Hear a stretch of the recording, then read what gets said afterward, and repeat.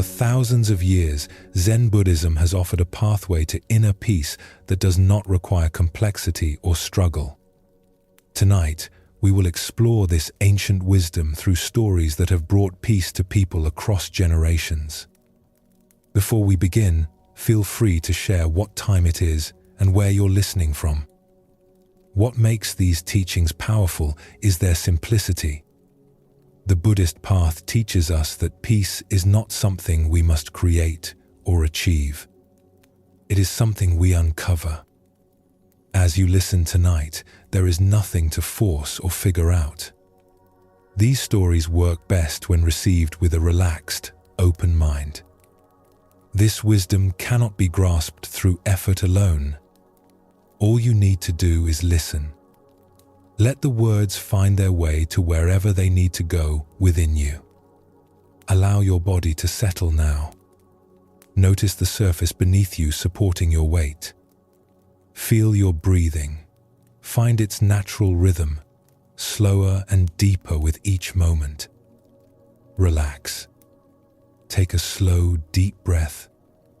And let's begin our journey together. On a hilltop where ancient pines grew thick and the air smelled of cedar and earth, there stood a monastery called Seiyun-ji. It was small, housing perhaps a dozen monks, built of dark wood that had weathered many seasons. The buildings were solid but worn. The garden was tended but simple. It was a quiet place, a place of steady practice, but not a place that drew attention or inspired awe. A monk named Taichi lived there, and he had for many years. He was in his middle years, neither young nor old, with a face that held both seriousness and kindness. His days followed the rhythm of monastic life. Morning meditation before dawn. Work in the garden or copying sutras. Afternoon teaching for the few local students who came to learn. Evening prayers as the sun set behind the mountains. It was a good life. A life of practice and service. But lately, Taichi had been feeling something stirring within him. Not dissatisfaction exactly, but a sense that the monastery could offer something more. That it could be a place not just of quiet practice, but of real transformation. A place that drew people who were searching, who were lost, who needed what the teachings could provide. He did not speak of this feeling to the other monks. It seemed too large, too ambitious for a place as modest as theirs. Who were they to think they could become a beacon for seekers? They were just ordinary monks doing ordinary practice in an ordinary place. But the feeling persisted. One autumn night, Taichi could not sleep. He rose from his mat and walked outside, wrapping his robe against the cool air. The sky was clear, stars scattered thick across the darkness. He walked through the garden to a place where the ground opened to a view of the valley below. Lights from distant villages flickered like earthbound stars. He stood there, breathing the night air, feeling the stillness that comes in the hours when most people sleep.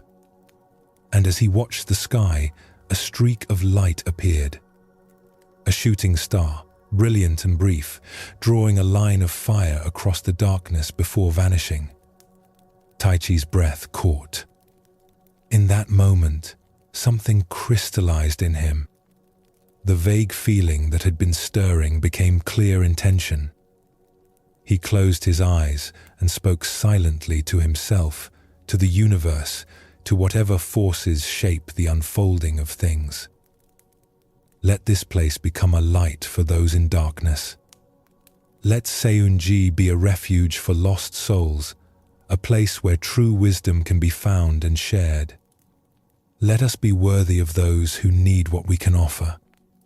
It was not a prayer exactly, not a wish made to some external power. It was a commitment, a declaration of intention. And with that declaration, something shifted in Taichi. He opened his eyes, and the world looked different. Clearer, somehow. Full of possibility. The next morning, he began. He did not announce his intention to the other monks or tell them about the shooting star. Instead, he simply started working. He cleaned the meditation hall with extra care, not just sweeping but polishing the wooden floors until they gleamed. He tended the garden with new attention, removing dead growth, encouraging new plantings, creating spaces of beauty that invited contemplation. He began teaching differently too. Before, his instruction had been careful and traditional. Now, something more alive moved through him, and he spoke from deeper understanding, connecting the ancient teachings to the actual struggles people faced in their lives. Students who had been coming out of habit began to lean forward, to ask more questions, to return with friends. The other monks noticed these changes. Some were curious. Others were puzzled. What had gotten into Tai Chi? He seemed possessed by new energy, new purpose. One evening, the abbot, an elderly monk named Gensan, asked Tai Chi to take tea with him. They sat in the abbot's simple room, cups of green tea steaming between them. "You have changed," Gensan said. Not a criticism, just an observation. Tai Chi nodded. "I saw a shooting star some weeks ago. And in that moment, I understood what this place could become. What we could offer if we fully committed to it." "And what is that?" "A true refuge. A place of transformation. Not just for us, but for anyone who needs what the teachings can provide." Gensan was quiet for a long moment, sipping his tea. Then he smiled. "I have been waiting for someone to see this. For years, I have known this place could be more. But I am old. It needed younger energy, clearer vision. Tell me what you need." And so Tai Chi told him, not just about cleaning and teaching, but about a larger vision, making the monastery more welcoming, creating space for guests to stay and practice, offering teachings not just to local students, but to anyone who came seeking, building something that would last beyond their own lifetimes. Gensan listened to all of it, nodding. When Tai Chi finished, the old abbot said, "A shooting star does not grant wishes, but it can awaken what is already within us, waiting to be activated. Your wish is good. Now comes the work of making it real." The work was considerable. Tai Chi organized the other monks, delegating tasks according to each person's skills and interests. Some focused on physical improvements to the buildings. Others worked on developing new teaching materials. Still others reached out to nearby communities, letting people know that Seiyunji was becoming a place of welcome, a place where anyone could come to learn and practice. Months passed. Then a year. The changes were gradual but accumulating. The monastery grounds became more beautiful, more inviting. The quality of teaching deepened. Word began to spread about this place in the mountains where genuine practice was happening, where people felt met and understood. Seekers began to arrive. At first a few, then more. People who had been searching for something they could not name but recognized when they found it. They would stay for days or weeks, participating in the daily rhythm of practice, sitting in meditation, working alongside the monks, slowly finding whatever it was they had come seeking. Each person who came and was helped became part of the monastery's growing presence. They returned to their communities changed, and others noticed. The light that Tai Chi had wished for was beginning to shine not through grand gestures, but through genuine transformation in individual lives. 2 years after the shooting star, Seiyunji was barely recognizable as the quiet, modest place it had been. The buildings were the same, but everything felt different. More alive, more purposeful. The monks moved with a sense of meaningful service. The grounds held an atmosphere of welcome and possibility. Tai Chi stood one evening in the same spot where he had seen the shooting star. He was tired from a long day of teaching and work, but it was a good tiredness. The kind that comes from effort aligned with purpose. A young monk named Sato approached him. "Master Tai Chi, people are calling Seiyunji the Star Monastery now. They say it shines light into the darkness of the world. How did you make this happen?" Tai Chi smiled. "I did not make it happen. I saw what was possible and then worked to align my actions with that vision. The wish was important. It clarified my intention. But intention without action is just a dream.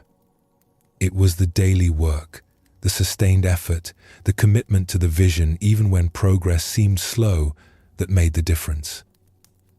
"But how did you know it would work?" Sato asked. "I did not know. I believed, and then I acted on that belief consistently. That is all. The universe responds to sustained intention, backed by aligned action. Not always in the ways we expect, and not always on our timeline. But it responds. The shooting star had been gone in seconds. But what it awakened in Tai Chi continued to unfold, to grow, to create ripples that spread far beyond what he could have imagined that night when he stood under the stars and made his silent commitment. This story reveals something essential about how wishes, intentions, and manifestation work in Buddhist understanding. A wish alone changes nothing. It is just a thought, a desire floating in consciousness. But a wish that awakens commitment, that mobilizes action, that aligns your daily choices with your deeper purpose, that is something different. That is a force that can reshape reality. Tai Chi did not wait for magic to happen. He did not expect the shooting star to grant his wish like some cosmic vending machine. He understood that the moment of wishing was the moment of choice. The moment he decided that this vision mattered enough to work toward it consistently, even when results were not immediately visible. Buddhist practice teaches that mind and reality are connected in ways that go deeper than we usually recognize. Not that reality is an illusion we can reshape with thought alone, but that our persistent patterns of thinking and acting create momentum that influences how our lives unfold. When you hold an intention clearly and back it with consistent action, you create a kind of gravitational field that draws circumstances, people, and opportunities into alignment with that intention. Tai Chi transformed the monastery not through supernatural power, but through the natural power of sustained commitment. Each day, he did what was in front of him. Teaching with more presence, cleaning with more care, inviting with more openness. None of these actions were dramatic, but accumulated over time, they created massive change. This is the teaching the shooting star awakened. That transformation happens through the compounding of small choices made in alignment with clear intention. That wishes matter not because they magically alter reality, but because they can awaken and focus the tremendous creative power that lives within each person. When you make a commitment to something that matters deeply, something in you changes. You move through life differently, see differently, respond differently. And those differences, though subtle at first, accumulate into transformation.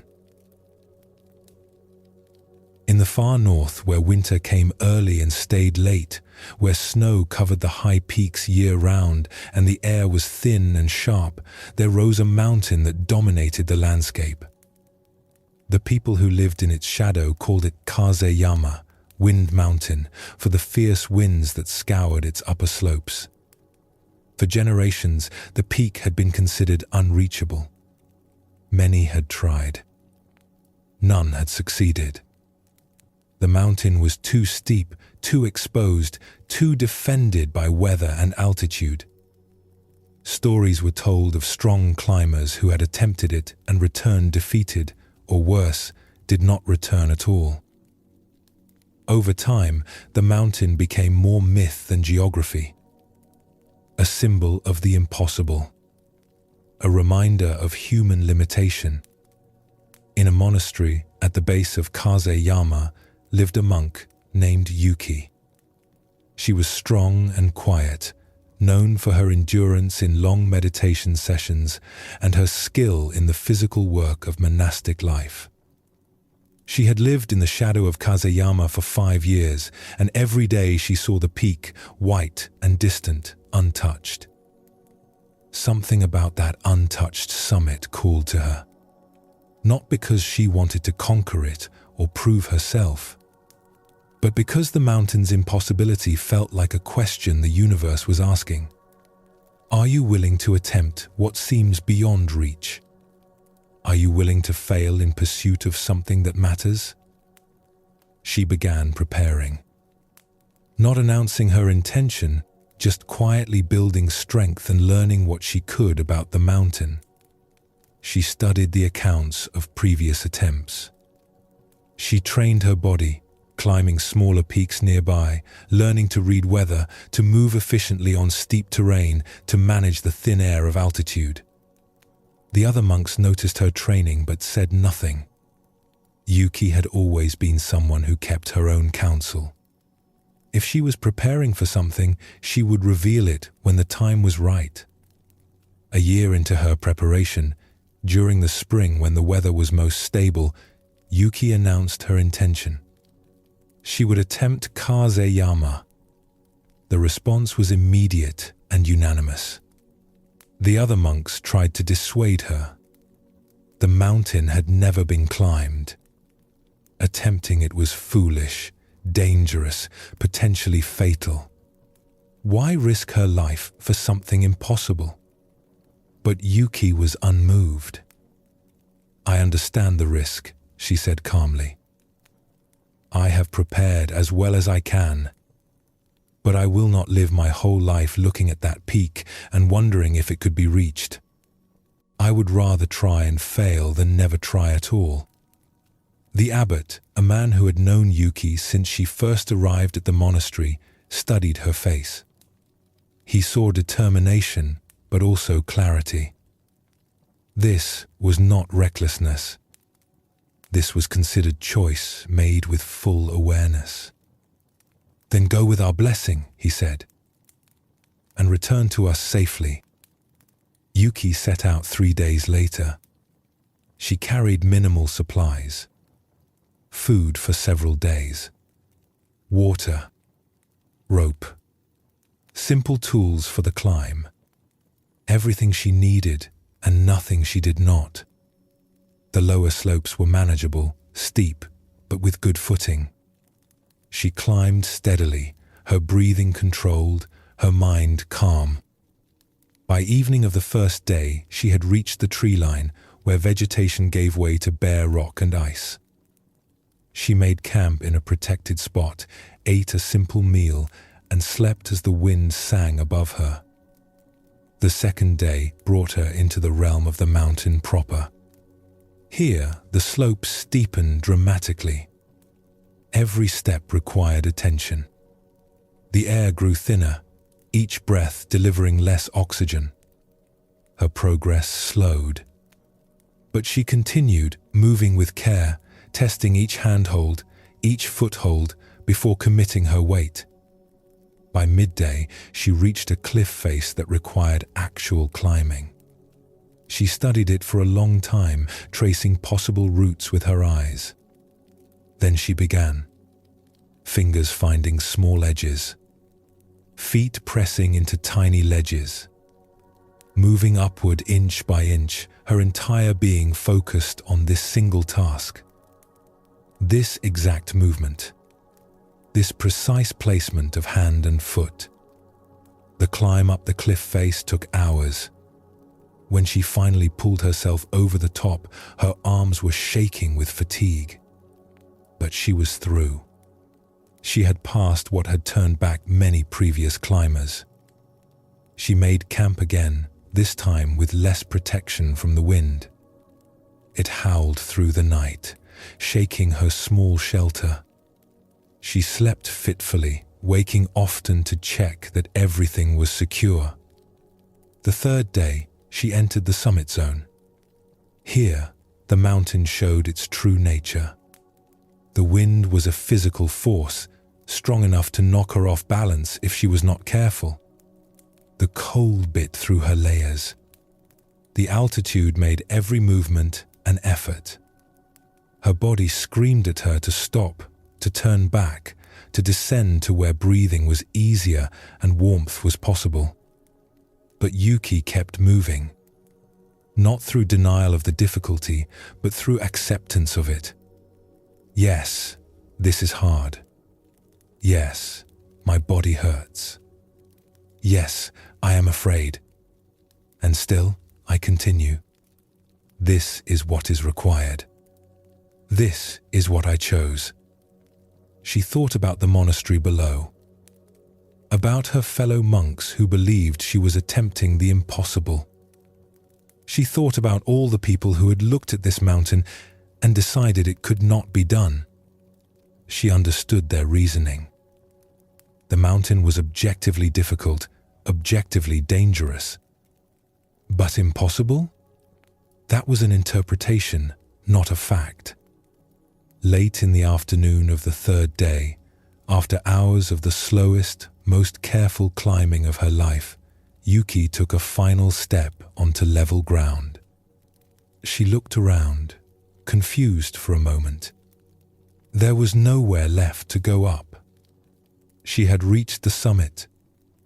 The wind was fierce, tearing at her clothes, making it hard to stand. The view was vast, mountains and valleys spreading in all directions, the monastery far below looking like a toy. But she did not stay long to admire it. The summit was not a place to linger.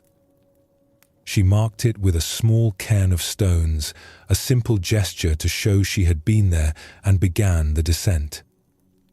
The descent was in some ways harder than the climb. Fatigue was deeper. Attention had to be maintained, despite exhaustion. But she moved carefully, retracing her route, and by the evening of the fourth day, she was below the tree line again. By midday of the fifth day, she walked through the monastery gates. The monks who saw her return stopped what they were doing. News spread quickly. Yuki had returned. And as they gathered around her, asking if she had truly reached the summit, she simply nodded. I reached it. The mountain can be climbed. The news spread beyond the monastery, through the villages, into the wider region. Kazeyama, the impossible mountain, had been climbed. The myth of its unreachability was shattered. In the weeks that followed, something unexpected happened. Other people began attempting the mountain. Not recklessly, but thoughtfully, using Yuki's route, learning from her experience. Some succeeded. Some turned back. But the mountain was no longer impossible. It was simply difficult. Yuki herself was changed by the climb. Not outwardly, she remained the same quiet, strong presence she had always been. But inwardly, something had settled. She had asked the question the mountain posed and received her answer. Yes, she was willing to attempt the impossible.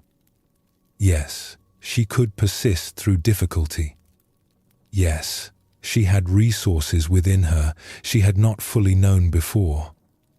A young monk approached her one day in the garden. "Master Yuki, how did you climb the mountain?" What was the secret? Yuki pulled a weed from between the vegetables, her hands dark with soil. There was no secret.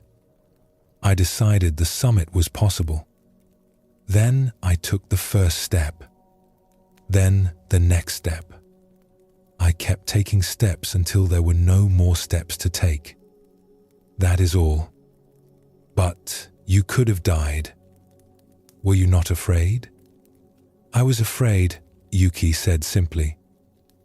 Fear was there the entire climb.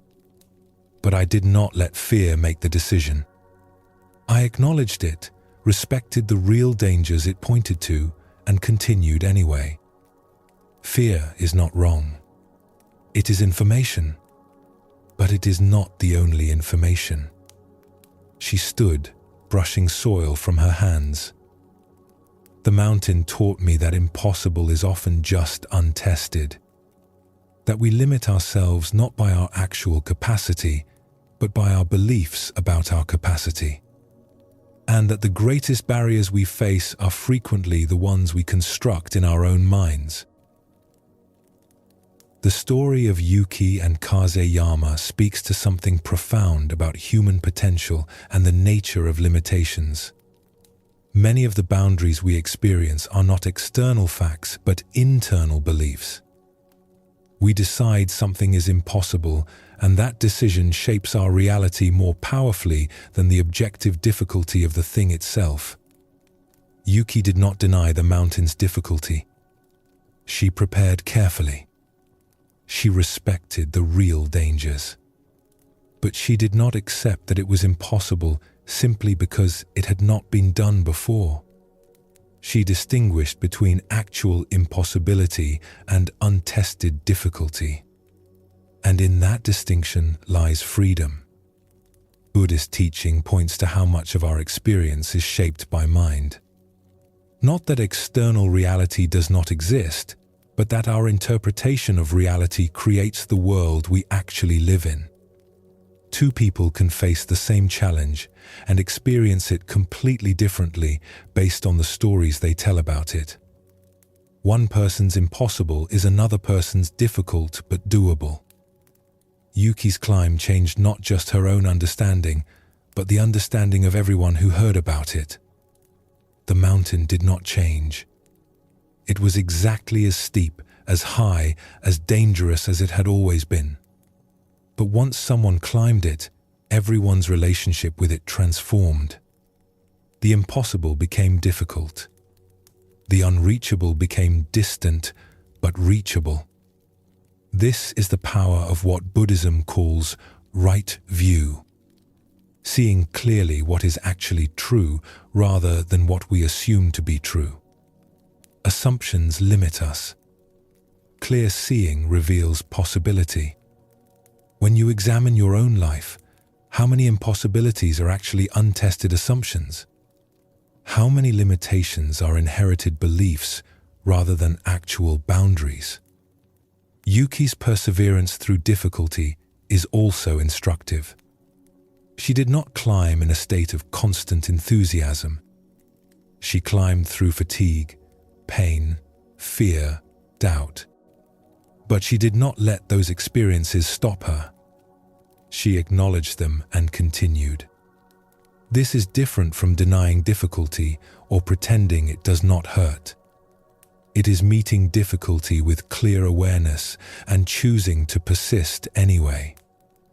The Buddha taught about right effort. Not forcing, not grasping, but steady, appropriate application of energy toward what matters. Yuki embodied this. She did not attack the mountain with aggression. She climbed it with care, with respect, with sustained attention. And that quality of effort neither too loose nor too tight, made possible what seemed impossible. Each of us has mountains we look at and assume are unreachable. Dreams we have decided are too large. Changes we believe are too difficult. But what if those assessments are more about our current beliefs than about actual reality? What if, like Yuki, we simply began, took one step, then another, and continued taking steps until we discovered what was actually possible? The summit she reached was significant, but perhaps more significant was the internal summit she discovered. The understanding that her capacity was greater than she had known. That difficulty is not the same as impossibility. That fear can be acknowledged without being obeyed. These internal discoveries matter more than any external achievement. They change how you meet all of life, not just one mountain. In a remote region where mountains touched the clouds and meadows stretched wide under open sky, there lived a monk named Takeshi. His monastery sat on a hillside overlooking farmland and forest, and he was known for carrying a quality of lightness that seemed unshakable. Even in difficulty, even when others grew heavy with worry, Takeshi moved through life with steady calm. But that season tested everyone. The rains came early and refused to stop. Day after day, water fell from grey skies. The river that ran beside the village, usually gentle and clear, swelled beyond its banks. Fields flooded. Roads turned to thick mud. The villagers worked to save what they could, but the water kept rising, claiming more land each day. Takeshi watched all this from the monastery. He saw the strain on people's faces, heard the edge in their voices. The constant rain was wearing everyone down, creating a feeling that things would never improve, that hardship was simply the new reality. One morning, standing at the monastery gate, Takeshi made a decision. He would walk to the next valley, where another monastery housed monks he considered friends and teachers. The journey usually took half a day along the river path. But now, with the flooding, the path was underwater in places. The river itself had become something wild, dark with churned earth, moving fast and loud. He could have waited. That would have been the practical choice. But Takeshi understood something about hope, that sometimes you must move toward connection, toward light, especially when staying still feels safer. Hope is not passive. It requires action, even small action, to keep it alive. He packed simply. Some rice, a water flask, an extra robe. He told the other monks where he was going, and they looked at him with concern. The river was dangerous now. Perhaps he should wait until the waters calmed. But Takeshi smiled. "The river is the river," he said. "Whether calm or wild, it is still just water moving. I will respect it, but I will not let it stop me." He set out as morning light filtered weakly through the clouds. The path was muddy, but passable at first. He walked steadily, his bare feet finding purchase on the slick ground. Rain fell lightly, a fine mist more than a downpour. He noticed the green of the grass, intensified by all the water. Noticed small flowers still blooming, despite the flood.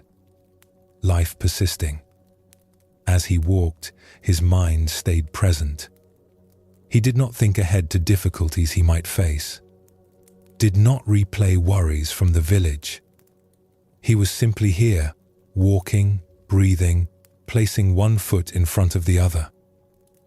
This is a practice in itself. Meeting what is here without adding mental weight to it. The path brought him closer to the river. Here, the flooding was worse. Water spread across land that was usually dry, creating a wide, shallow lake where the path used to be. Takeshi paused, assessing. The water looked to be knee-deep, maybe slightly more. The current was visible but not overwhelming in the shallows. He stepped in. The cold was immediate and shocking. He breathed through it, letting his body adjust. The bottom was soft mud. Each step required attention. He moved slowly, testing his footing before committing his weight. The water rose to mid-thigh, then higher as he moved toward where the actual river channel ran deeper. About halfway across the flooded section, something shifted. His foot found no bottom. The current, stronger than he had judged, pulled at him. For a moment, pure instinct took over. His body knew to keep moving, to not freeze. He pushed forward, half swimming, half walking, until his feet found mud again. He emerged on the far side, breathing hard. Water streamed from his robes, but he was across. He found a large rock and sat, catching his breath, letting his heart slow. He noticed he was smiling. In that moment of challenge, when the current pulled and the depth surprised him, fear could have taken hold. Panic could have made him thrash and struggle. But something else had been there instead. A kind of trust. Not in the river being safe, but in his own capacity to meet what came. This is what hope is built on. Not the belief that nothing difficult will happen, but the understanding that you can meet difficulty, that you have resources within you that respond when needed, that you are not as fragile as fear suggests. He continued walking. The rain intensified. His robes, just beginning to dry, were soaked again. The path grew steeper as it climbed away from the river, and his legs began to tire. He was no longer young. The body has its limits. But his mind remained light. He found himself thinking about the villagers, about their worry. He understood it. Rain is easier to bear when you know it will end. But when day after day brings more water, when the pattern seems endless, hope becomes difficult to hold. Yet Takeshi knew that all patterns end. All weather changes. The rain would stop eventually. It always did. And, in the meantime, life was still happening. The flowers still bloomed. The river still flowed. His feet still carried him forward. These facts remained true regardless of the difficulty. By midday, he reached the crest of the hill between valleys. Below, he could see the other monastery, its curved roof tiles dark with rain, smoke rising from the cooking fire. The sight filled him with warmth. He had made it. The journey that seemed daunting was complete. When he arrived at the gate, the monks there greeted him with surprise and concern. Why had he traveled in such weather? They brought him dry robes, hot tea, a seat by the fire. Takeshi accepted all this gratefully. But when they asked again why he had come, why he had not waited, his answer was simple. I needed to remind myself that difficult conditions do not make movement impossible. They make it harder, yes, but not impossible. And I needed to carry that reminder back to my own monastery, to my own village. One of the older monks, a woman named Shunko with grey hair and sharp eyes, nodded slowly. You came not for what we could teach you, but for what the journey itself would teach. Yes, Takeshi said. The river taught me. The rain taught me. My own tired legs taught me. All of it taught me that hope is not about waiting for conditions to improve. It is about moving through conditions as they are, trusting that movement itself creates possibility. He stayed 2 days at the monastery, resting, sharing meals, and conversation. Then he made the return journey. The rain had lessened slightly, but the river was still high. He crossed the flooded sections with the same care and attention. And when he arrived back at his own monastery, something had shifted in him. Something clarified. That evening, he gathered the other monks and some of the villagers who had come for evening prayers. He told them about his journey, not to boast, but to share what he had learned. "The river tried to stop me," he said. "The rain made every step harder. My body grew tired. All of this is true. But I kept moving, and I am here. The journey that seemed impossible was simply difficult. And difficult is not the same as impossible." He paused, looking at the faces around him. Hope is not pretending hardship does not exist. Hope is knowing that you can move through hardship. That you have before, and you will again. That is all. That simple knowing. The rain continued for another week. But something in the village changed. People still worked to manage the flooding. Still felt tired from the constant wet and grey. But the heaviness lifted slightly. Because Takeshi's journey had shown them something. That movement was still possible. That connection was still possible. That hope was not about perfect conditions, but about trust in one's capacity to meet whatever comes. When the rain finally stopped and the sun broke through, turning the wet world into a landscape of glittering light, people felt not just relief, but something deeper.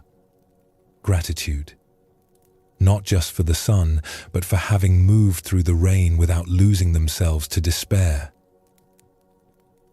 This story speaks to the Buddhist understanding of hope and optimism. These are not naive beliefs that everything will always be fine. They are practices, ways of meeting life that acknowledge difficulty while not being consumed by it. Takeshi did not deny the danger of the swollen river. He respected it, moved carefully through it. But he did not let it define what was possible. This is the balance Buddhism teaches. Clear seeing of what is, combined with trust in your capacity to meet what is. Hope becomes difficult when we believe that our well-being depends on conditions being a certain way. When we tie our peace to the rain stopping, to the river calming, to circumstances aligning with our preferences. This creates fragility, because conditions are always changing. Sometimes in our favor, often not. But when hope is rooted in something deeper, in the understanding that you can meet what comes, it becomes more stable. The river may be wild, but you can still cross it. The rain may continue, but you can still move through your days. This is not about forcing positivity or denying real difficulty. It is about knowing your own capacity. Buddhism teaches that suffering comes not just from difficult conditions, but from our relationship with those conditions, from the stories we tell about them, from the meaning we assign to them. When we interpret ongoing rain as a sign that things will never improve, we add mental suffering to physical challenge. But when we can hold difficulty as simply what is present right now, without making it mean something larger about the future or about ourselves, the suffering lessens.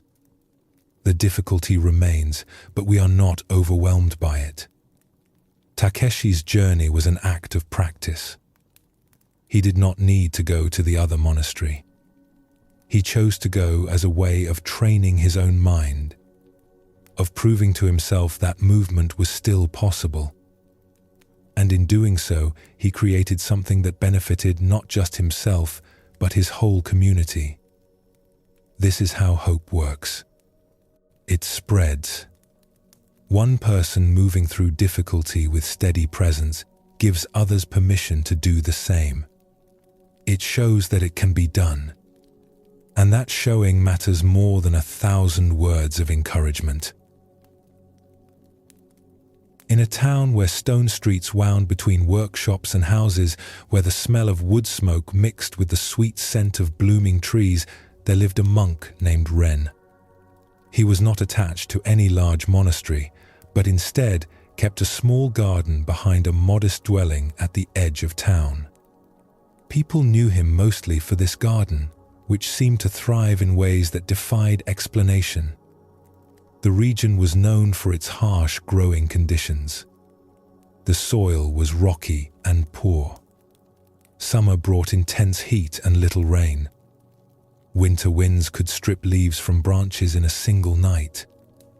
Most people in town struggled to keep even hardy vegetables alive. Flower gardens were rare, considered impractical given the effort they required. But Ren's garden was different. It was small, barely larger than a room, enclosed by a low stone wall. Yet, within that space, life flourished. Roses climbed wooden trellises. Chrysanthemums nodded in the breeze, their petals perfect circles of white and gold. Herbs grew thick and fragrant.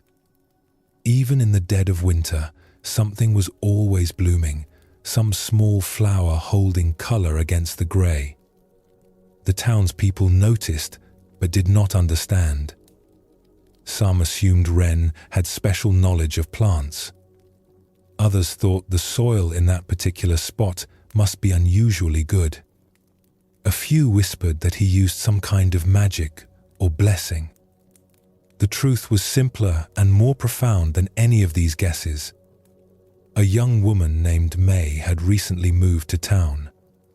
She was a potter, skilled with her hands, but her first season in this new place had been difficult. Her work was not selling well. She felt isolated, unsure of her place. And when she tried to plant a small herb garden outside her workshop, everything died within weeks despite her careful watering. She heard about Ren's garden and decided to see it for herself. Maybe he could offer advice about what she was doing wrong.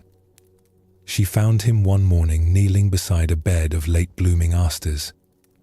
He was an older man, his hair more grey than black, his hands deep in dark earth. He looked up as she approached and offered a slight bow of welcome. "Your garden is beautiful," May said. The words felt inadequate for what she was seeing. The space radiated something beyond just visual appeal. It felt alive in a way that made her want to sit and breathe and simply be. Ren wiped his hands on his simple robe and stood slowly. "You are kind to notice. Would you like to sit for a moment?" He gestured to a wooden bench beneath a plum tree. May settled onto it, and Ren sat beside her. They were quiet for a moment. She could hear birds in the branches. Feel the sun warm on her face. Smell the earth and flowers. "I tried to grow herbs," she said finally, "but everything died. I do not understand what I did wrong." "Tell me what you did," Ren said gently. May described her process. The watering schedule she followed. The fertilizer she used. How she placed the pots in the sundae. It all sounded correct to her. Ren listened without interrupting. When she finished, he was quiet for a moment. Then he asked, "When you looked at your herbs, what did you see?"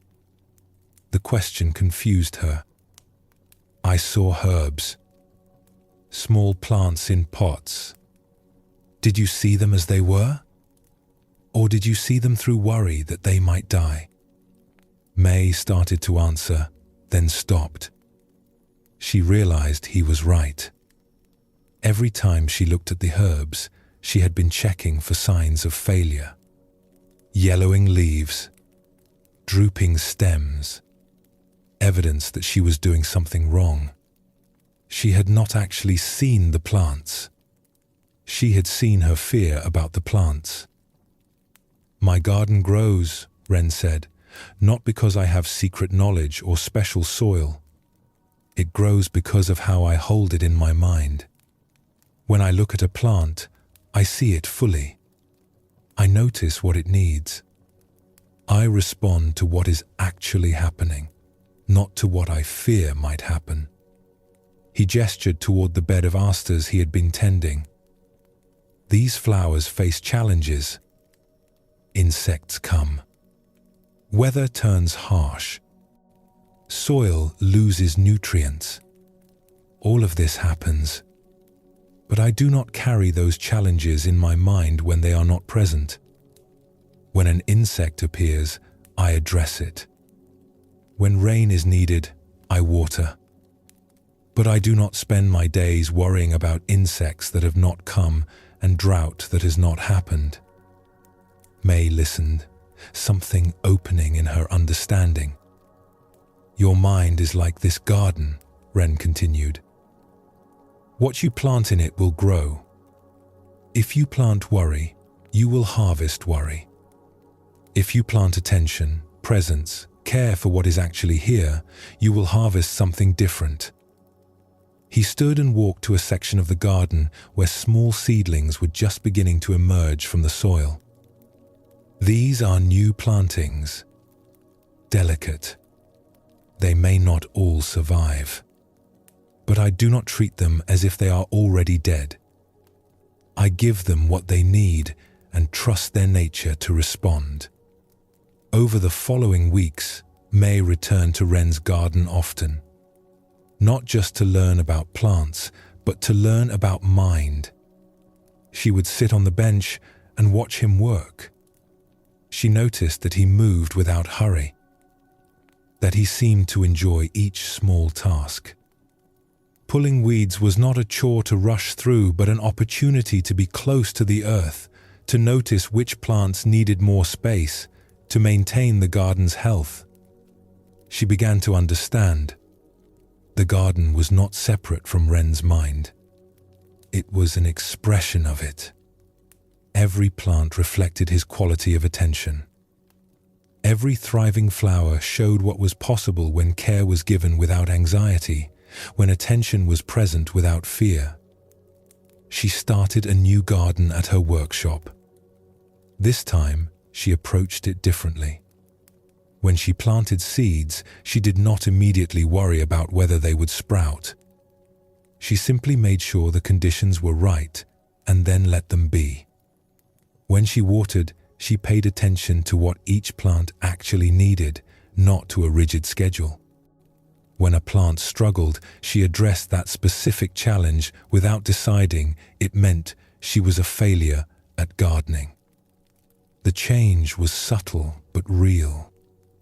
Her plants began to grow. Not all of them, some still died. But the ones that lived grew strong and healthy. And she found that her anxiety lessened.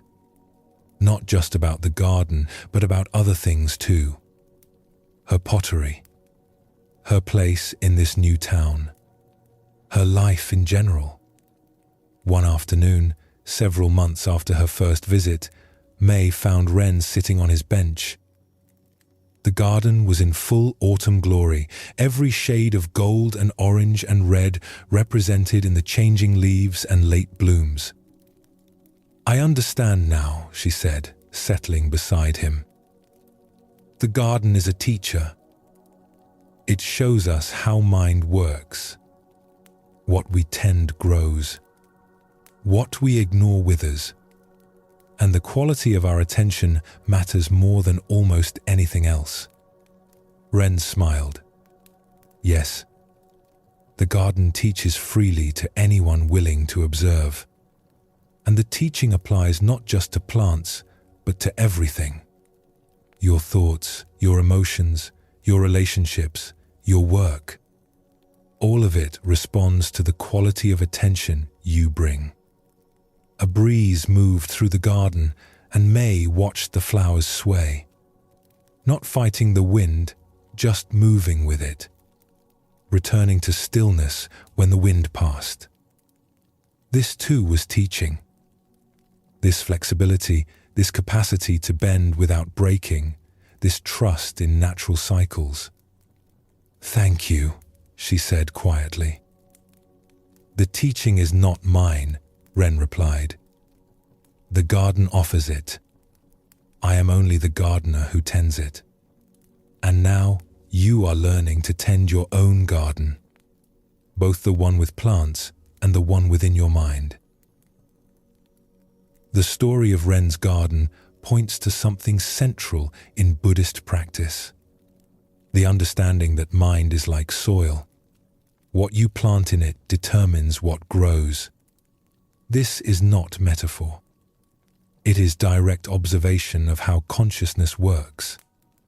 Every thought you give attention to becomes stronger. Every emotion you feed becomes more present. Every pattern you repeat becomes more established.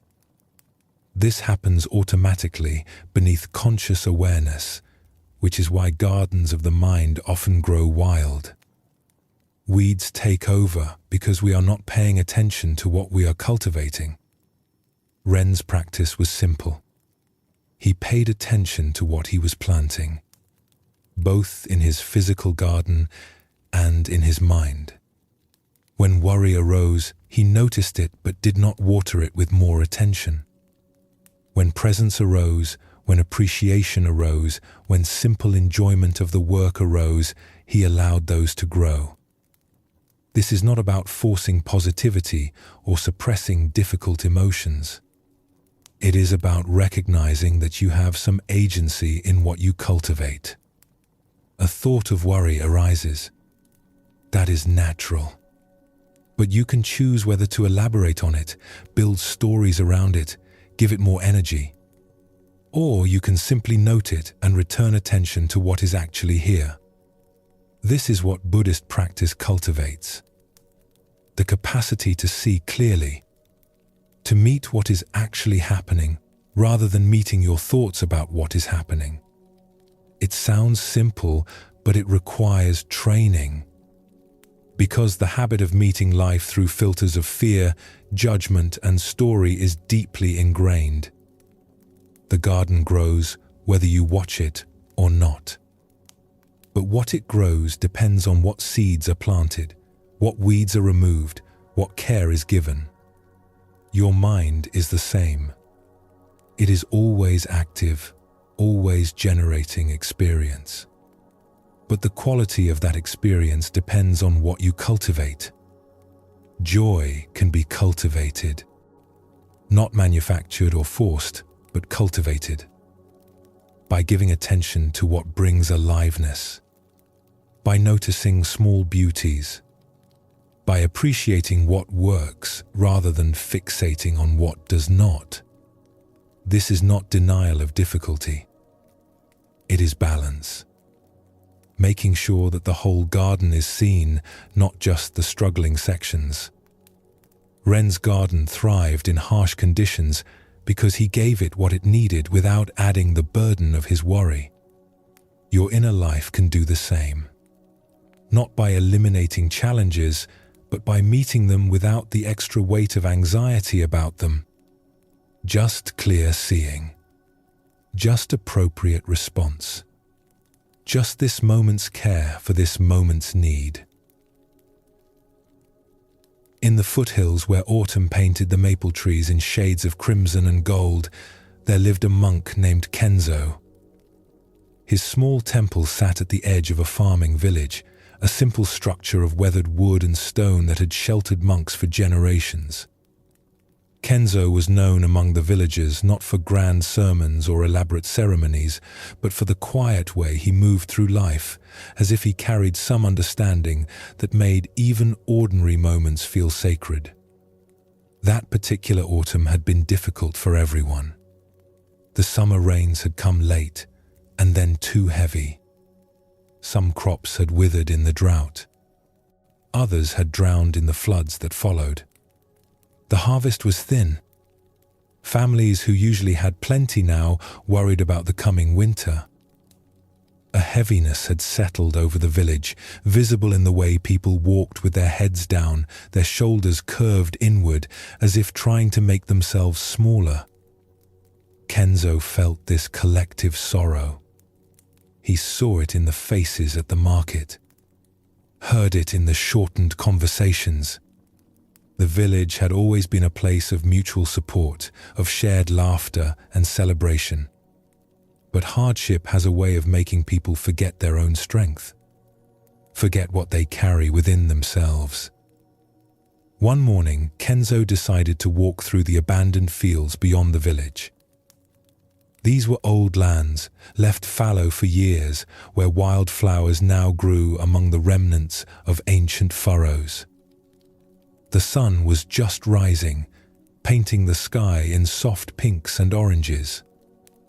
His feet moved through the tall grass, and his mind was quiet, simply present with the cool air and the sound of birds beginning their morning songs. He was not looking for anything. This is important to understand.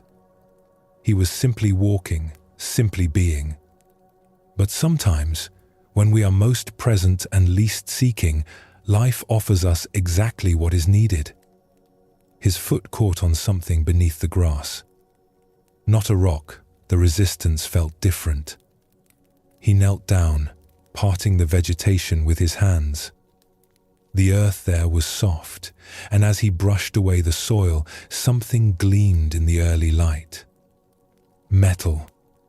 Gold. His heart quickened slightly, not with greed, but with curiosity. He dug carefully, working the object free from the earth that had held it for who knows how long. It was a chest, small enough to hold in both hands, but surprisingly heavy. The metal was tarnished in places, bright in others where his digging had cleaned it. Simple designs were etched into its surface, patterns of waves and clouds that reminded him of the eternal flow of life. Kenzo sat back on his heels, holding the chest.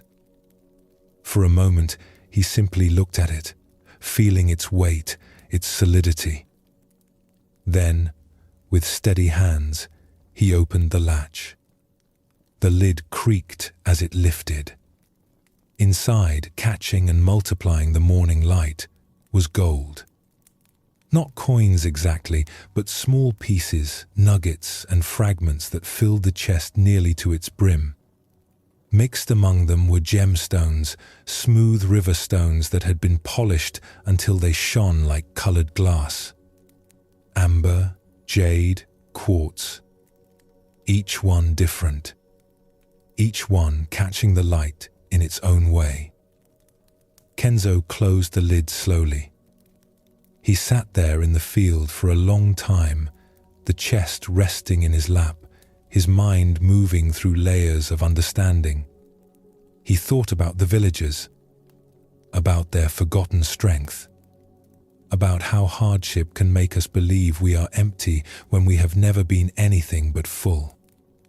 A teaching was taking shape in his mind, not in words yet, but as a feeling, a knowing. The chest was not just gold and stones. It was a mirror, a way to show people what they had stopped seeing in themselves. He carried the chest back to his temple. In the days that followed, he prepared. He cleaned the small ceremonial hall, a room usually reserved for meditation and occasional gatherings. He arranged cushions in a circle. He gathered pine branches and placed them in the corners, their sharp, clean scent filling the space. He lit candles along the walls, their flames steady in the still air. Then he walked through the village, stopping at each home, each shop, each gathering place. He spoke simply to each person he met. There would be a gathering at the temple in 3 days' time. Something important to share. Would they come? People agreed, mostly out of respect for Kenzo, though their eyes held questions. What could the monk possibly have that would matter now, when the harvest was small and winter was coming? On the evening of the gathering, as the sun began to set and the air grew cool, people made their way up the path to the temple. They came in small groups, families walking together, neighbors meeting on the path and continuing side by side.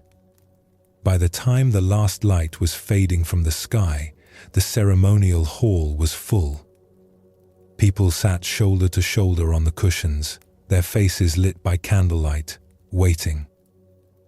Kenzo stood before them, the small chest resting on a table covered in simple cloth. He let the silence settle first, let people arrive fully in their bodies in this moment. Then he spoke. "I want to tell you about something I found," he said. His voice was quiet, but in the stillness of the hall, every word was clear. "I was walking in the old fields, the ones beyond the village, and I discovered this chest buried in the earth." He placed his hands on the chest, but did not yet open it. "Before I show you what is inside, I want to ask you something. When times are hard, as they are now, what do you see when you look at yourselves? What do you believe about who you are?" The question hung in the air. People shifted on their cushions. A few looked down at their hands. No one spoke, but Kenzo could feel the answer in the room.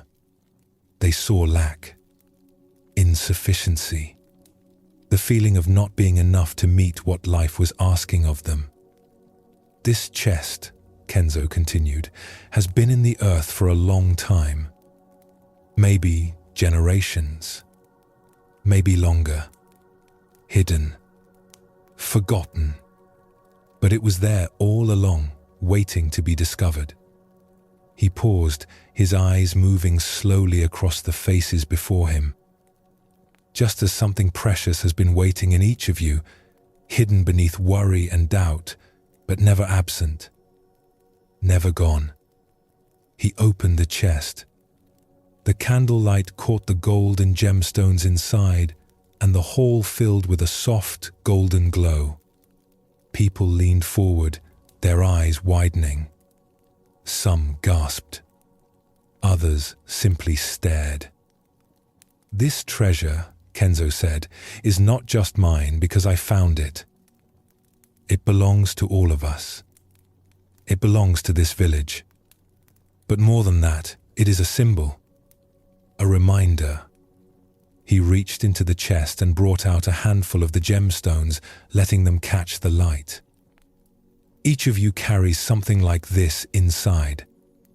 Talents you have forgotten. Wisdom you do not acknowledge. Strength you do not see.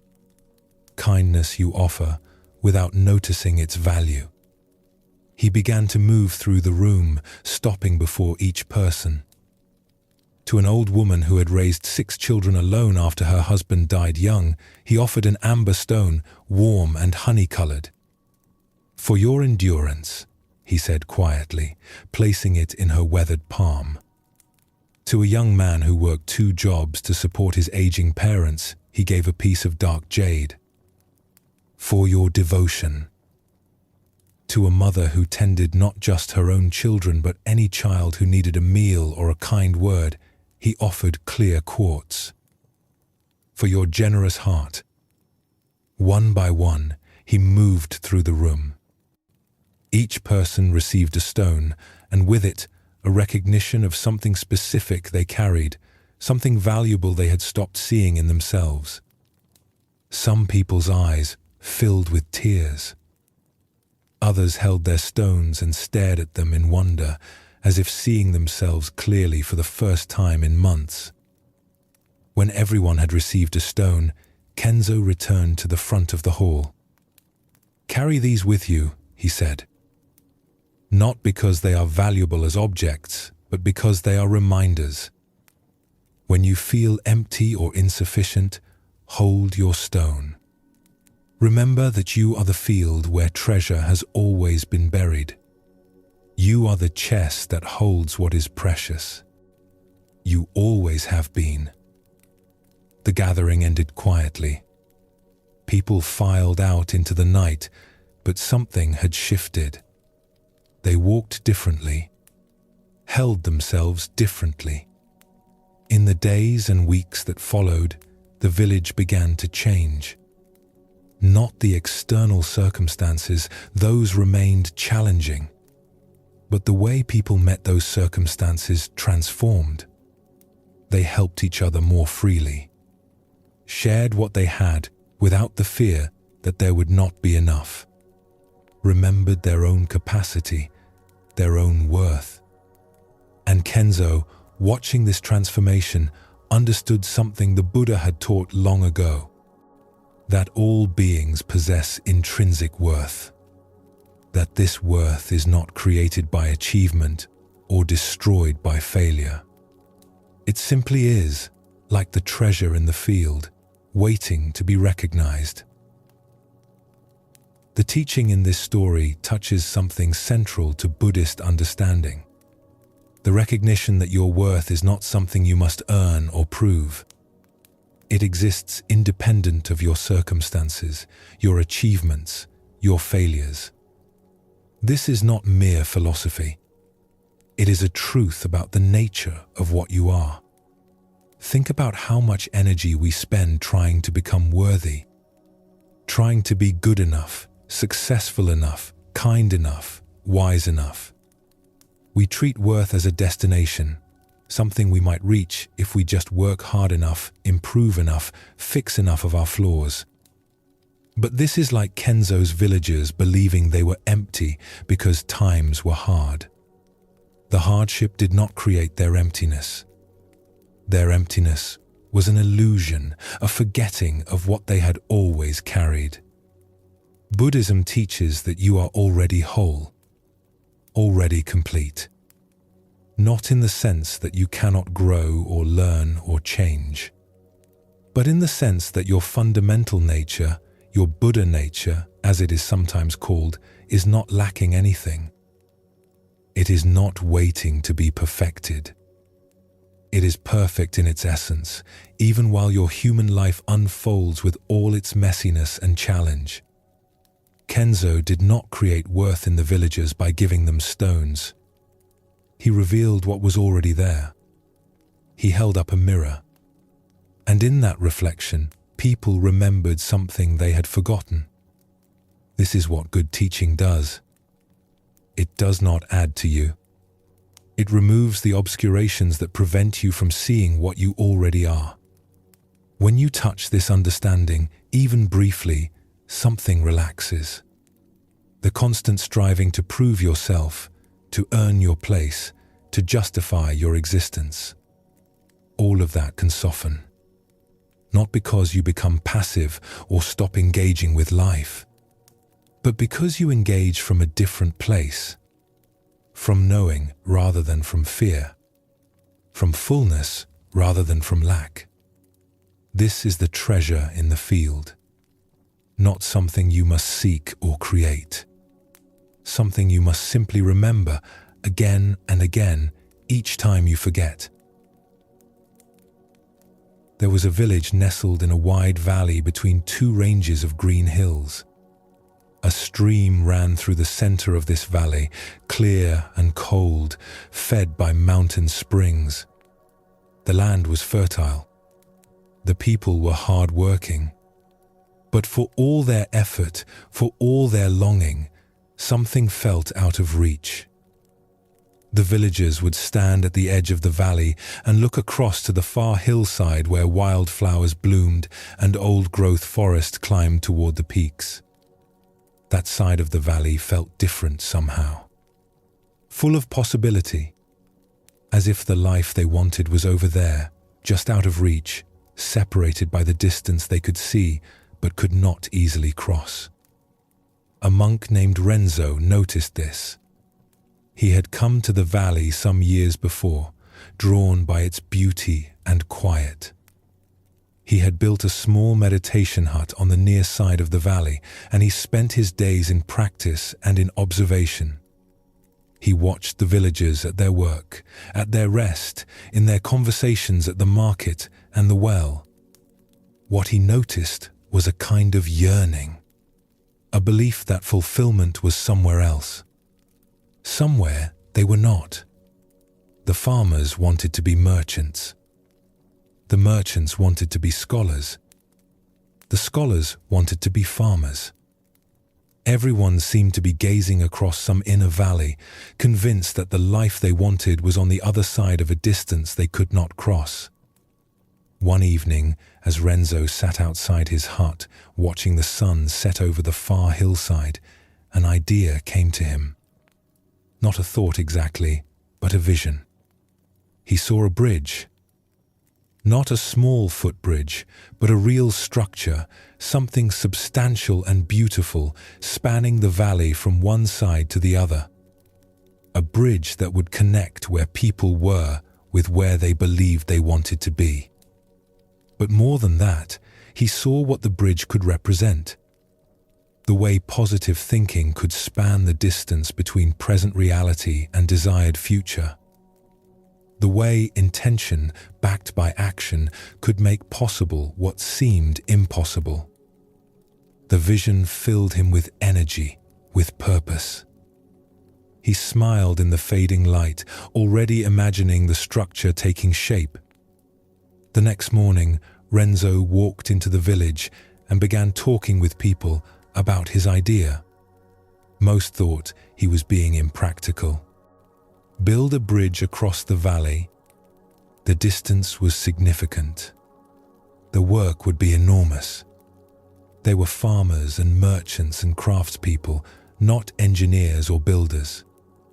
But Renzo was patient. He did not argue or insist. He simply kept talking about the bridge as if it already existed. He described how it would look, how it would feel to walk across it.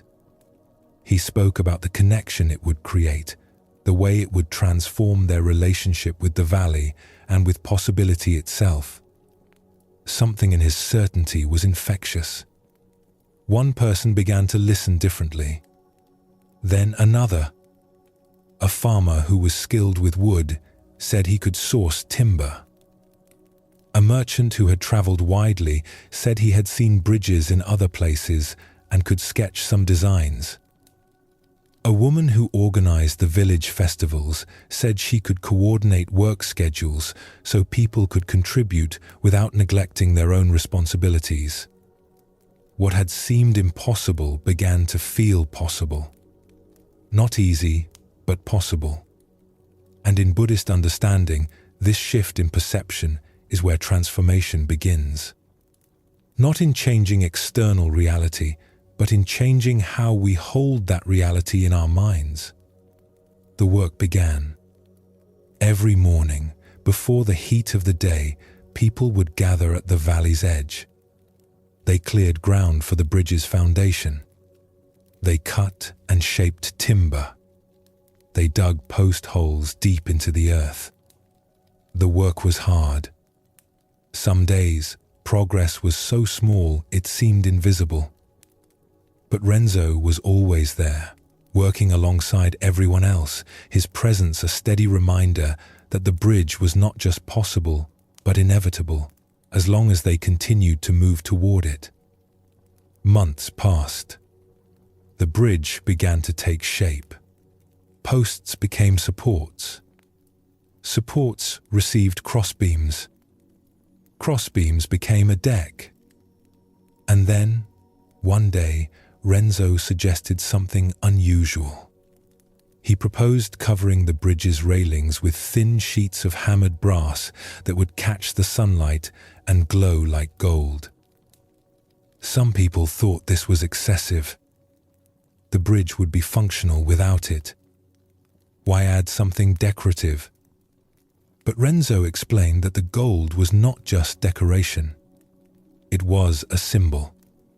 A reminder that this bridge had been built not just with hands and timber, but with a different way of thinking, with belief in possibility, with the understanding that intention, properly held and acted upon, could manifest in physical form. So they added the brass. They polished it until it shone. And on a bright morning in early summer, the bridge was complete. The first person to walk across was an elderly man who had lived in the village his entire life. He had been one of the most skeptical when Renzo first proposed the bridge. But he walked slowly across the span, his hand running along the golden railing, his face transformed by wonder. When he reached the other side, he turned and looked back at the village, at the people gathered at the bridge's entrance, and he began to laugh. Not mockery, but joy. Pure, uncomplicated joy. Others followed. People walked across in groups, in families, alone. Some walked slowly, savoring every step. Others ran, delighted by the solidity beneath their feet. And as they crossed, something shifted in how they saw themselves and their lives. The bridge had not changed their circumstances. The farmers were still farmers. The merchants still merchants. But the feeling of separation, of yearning for something out of reach, had dissolved. They had built something impossible. They had spanned a distance that had seemed too great. And if they could do this, what else might be possible? Renzo stood at the center of the bridge one evening, watching the sun set between the hills. People passed him, greeting him warmly. The bridge had become a natural part of village life, used daily, loved, maintained with care. A young woman stopped beside him. "Master Renzo," she said, "thank you for this bridge. It has changed everything." Renzo shook his head gently. "I did not build this bridge. We all did. But more importantly, the real bridge was never this one." He tapped the brass railing. "The real bridge is the one you built in your minds when you began to believe that the impossible was possible. That is the bridge that connects dreams to reality. That bridge you will carry with you wherever you go." The woman looked at him, understanding dawning in her eyes. She nodded slowly, then continued across the span, her steps lighter than before. This story reveals something essential about the nature of positive thinking in Buddhist practice. It is not about denying difficulty or pretending that challenges do not exist. It is about understanding that how we hold something in our mind shapes what becomes possible. The valley was always the same width. The distance did not change. But when the villagers' thinking changed, when they began to hold the bridge as possible rather than impossible, the physical reality eventually followed. This is not magic. This is how human endeavor works. What we believe shapes what we attempt. What we attempt shapes what we achieve. Buddhism teaches that mind is primary. That everything we experience is filtered through, shaped by, and in some sense created by consciousness. This does not mean the external world is an illusion. It means that our relationship with the external world is profoundly influenced by the quality of our thinking. Renzo understood this. He did not just propose a bridge. He held a vision so clearly that others could begin to see it too. And once they could see it, once they could imagine it as real, the work of making it real became not just possible but almost inevitable. When you believe something is impossible, you do not even begin. The impossibility is self-fulfilling. But when you hold something as possible, when you let yourself imagine it clearly, something in you begins to move toward it. Not with grasping or desperate striving, but with natural, aligned effort. Not because life becomes easy or challenges disappear, but because you meet those challenges with a different quality of mind, with creativity rather than resignation, with possibility rather than limitation, with the understanding that the distance between where you are and where you want to be may be great, but it is not unbridgeable. This is the teaching Renzo offered. Not just a physical structure, but a way of holding life itself. And that way of holding, that quality of thinking, that is the real bridge. The one that, once built in your mind, you carry with you always.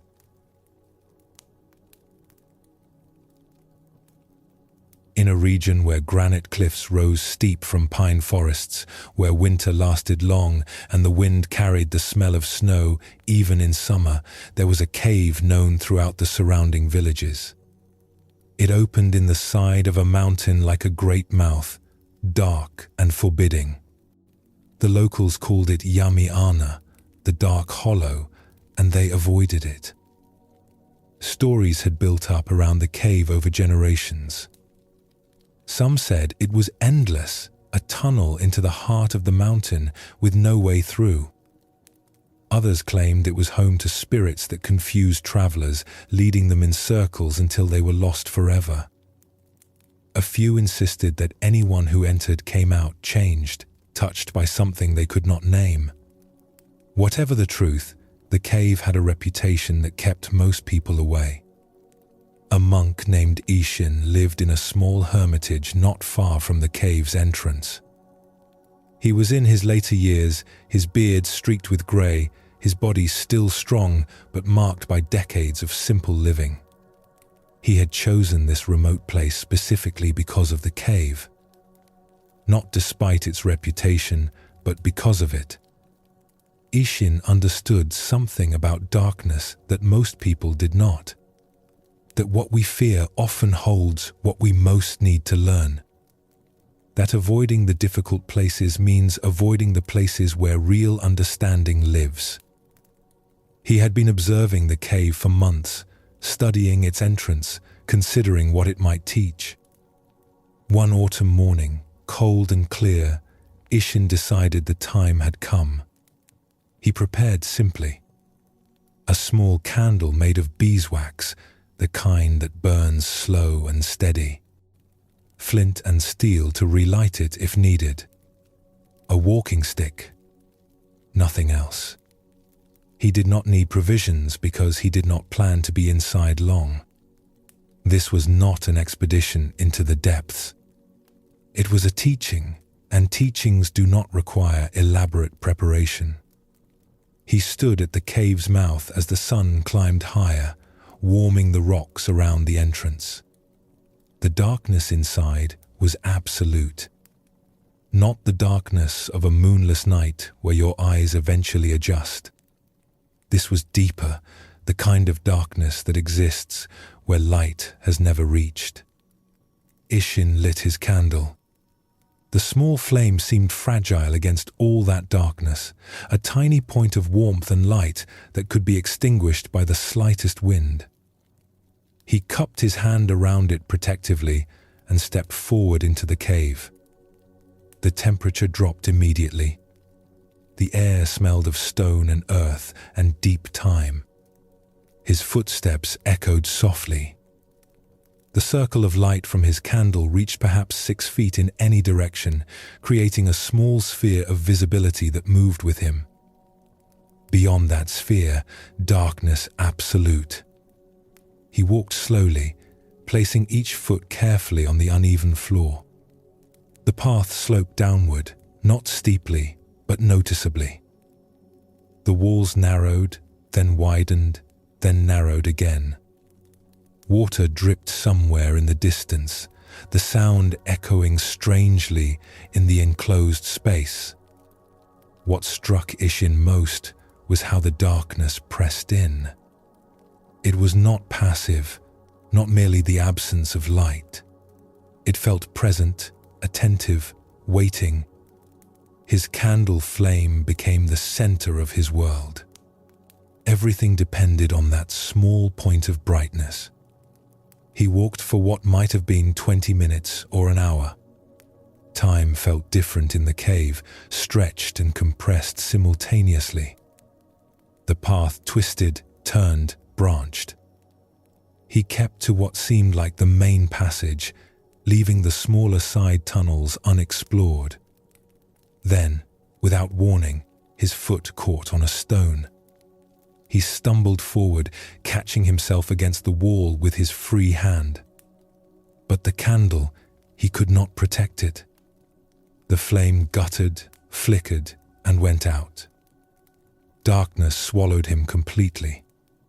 Not gradual darkness, but instant and total. Ishin could not see his hand in front of his face, could not see the walls he knew were close, could not see anything at all. For a moment, pure instinct rose. The body's ancient fear of darkness, of being unable to see threats, of being vulnerable and exposed. His breathing quickened. His heart beat faster. The cave suddenly felt smaller, the air thinner, the weight of the mountain above him pressing down. But Ishin was not an ordinary person stumbling into an unexpected situation. He was a monk who had spent decades training his mind. So even as the fear rose, he recognized it, named it. Fear. The body's response to perceived danger. He stood still, let his breathing slow, felt his feet solid on the stone floor, felt the wall under his palm. These sensations were real. The darkness had not changed anything except his ability to see. The cave was exactly as it had been a moment before. He was exactly where he had been. Nothing had actually changed except the presence of light. This understanding settled into him, and with it, something loosened. The fear did not disappear entirely, but it lost its grip. He could feel it without being controlled by it. He reached into his robe for the flint and steel. In the darkness, this simple task became a meditation. Finding the objects by touch, positioning them correctly, striking them together. Once, twice, 3 times. Small sparks flared and died. On the 4th strike, a spark caught on the candle's wick. The flame grew. Light returned. But something had changed. Ishin looked at the candle flame differently now. Before, it had been a tool, a practical source of light. Now it felt like a teacher. It showed him something about the relationship between light and dark, between fear and understanding, between what is actually happening and what we believe is happening. The darkness had not been a threat. It had been neutral, just an absence of light. But his mind had added layers of interpretation. Fear, danger, threat. All of that had come from him, not from the darkness itself. He continued walking. The candle lit his way. But now he paid attention differently. Not just to what the light revealed, but to what the darkness taught. That it was not his enemy. That it simply was, neither good nor bad, waiting patiently for light to move through it. After some time, the passage began to slope upward. The air changed, carrying a hint of freshness. And then, in the distance, he saw something other than candlelight. Natural light. Faint, but unmistakable. The cave had another opening. He followed the light and emerged on the far side of the mountain. A hidden valley opened before him, small and sheltered, with a stream running clear and cold over smooth stones. Wildflowers grew in the meadow grass. The sun felt warm after the cave's chill. Ishin stood at this unexpected opening and understood. The cave was not an ending. It was a passage. The darkness was not a barrier, but a path. And the fear that arose in that darkness was not truth, but interpretation. All of this, the cave had taught him in the time it took to walk from one opening to another. He spent a few hours in the valley, resting, eating some wild berries he found growing near the stream. Then he walked back through the cave, this time from the valley side to his hermitage side. The journey was easier, knowing where it led, knowing the cave was passable. But the real teaching was not about the cave's geography. It was about the nature of difficulty itself, about how we meet moments when we cannot see clearly, about the difference between actual danger and the fear our minds create around situations we do not understand. In the days that followed, word spread about Ishin's journey through Yamiana. People asked him about it. Was the cave as dangerous as the stories claimed? Were there really spirits inside? Ishin would smile gently. The cave is just a cave. Stone and darkness and the occasional dripping water. The only spirits I encountered were the ones I brought with me. The fears and interpretations that arose in my own mind. Those were real enough. But they were not the cave. They were me. But you found a way through, someone would say. You discovered the hidden valley.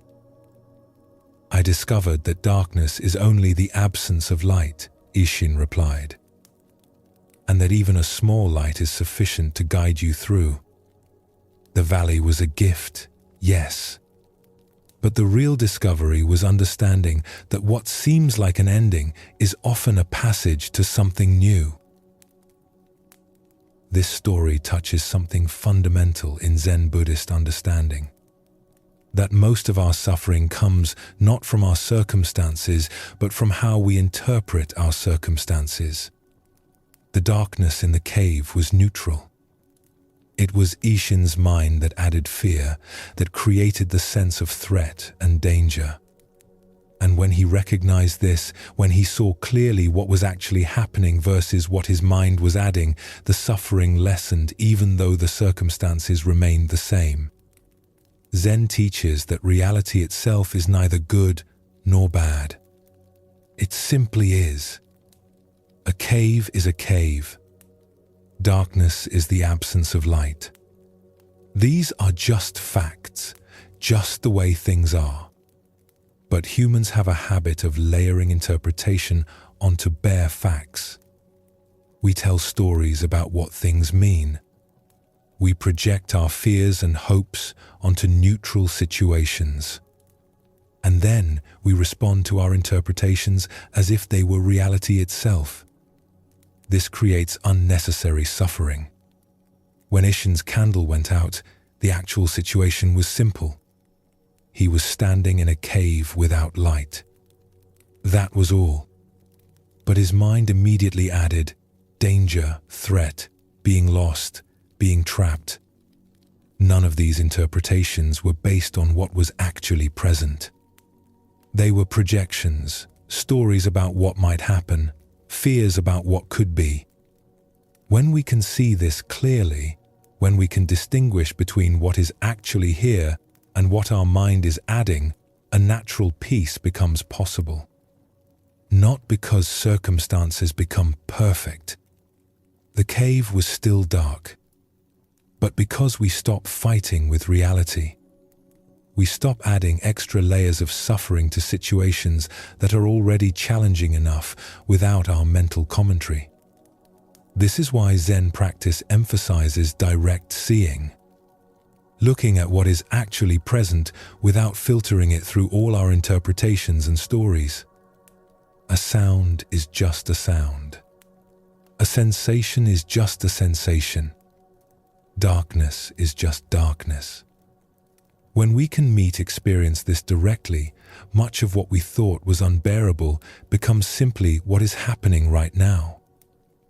The hidden valley Ishin discovered represents what becomes available when we are willing to move through difficulty rather than avoiding it. The cave's darkness seemed like something to fear, something to avoid. But by entering it, by passing through it with awareness, Ishin found beauty and peace on the other side. This is true of many difficult experiences in life. They seem like endings, like barriers, but they can be passages to understanding we could not reach any other way.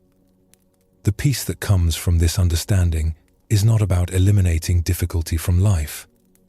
It is about changing our relationship with difficulty, meeting it without adding unnecessary layers of fear and interpretation, seeing it clearly for what it is, and trusting that awareness, even a small flame of awareness, is sufficient to guide us through.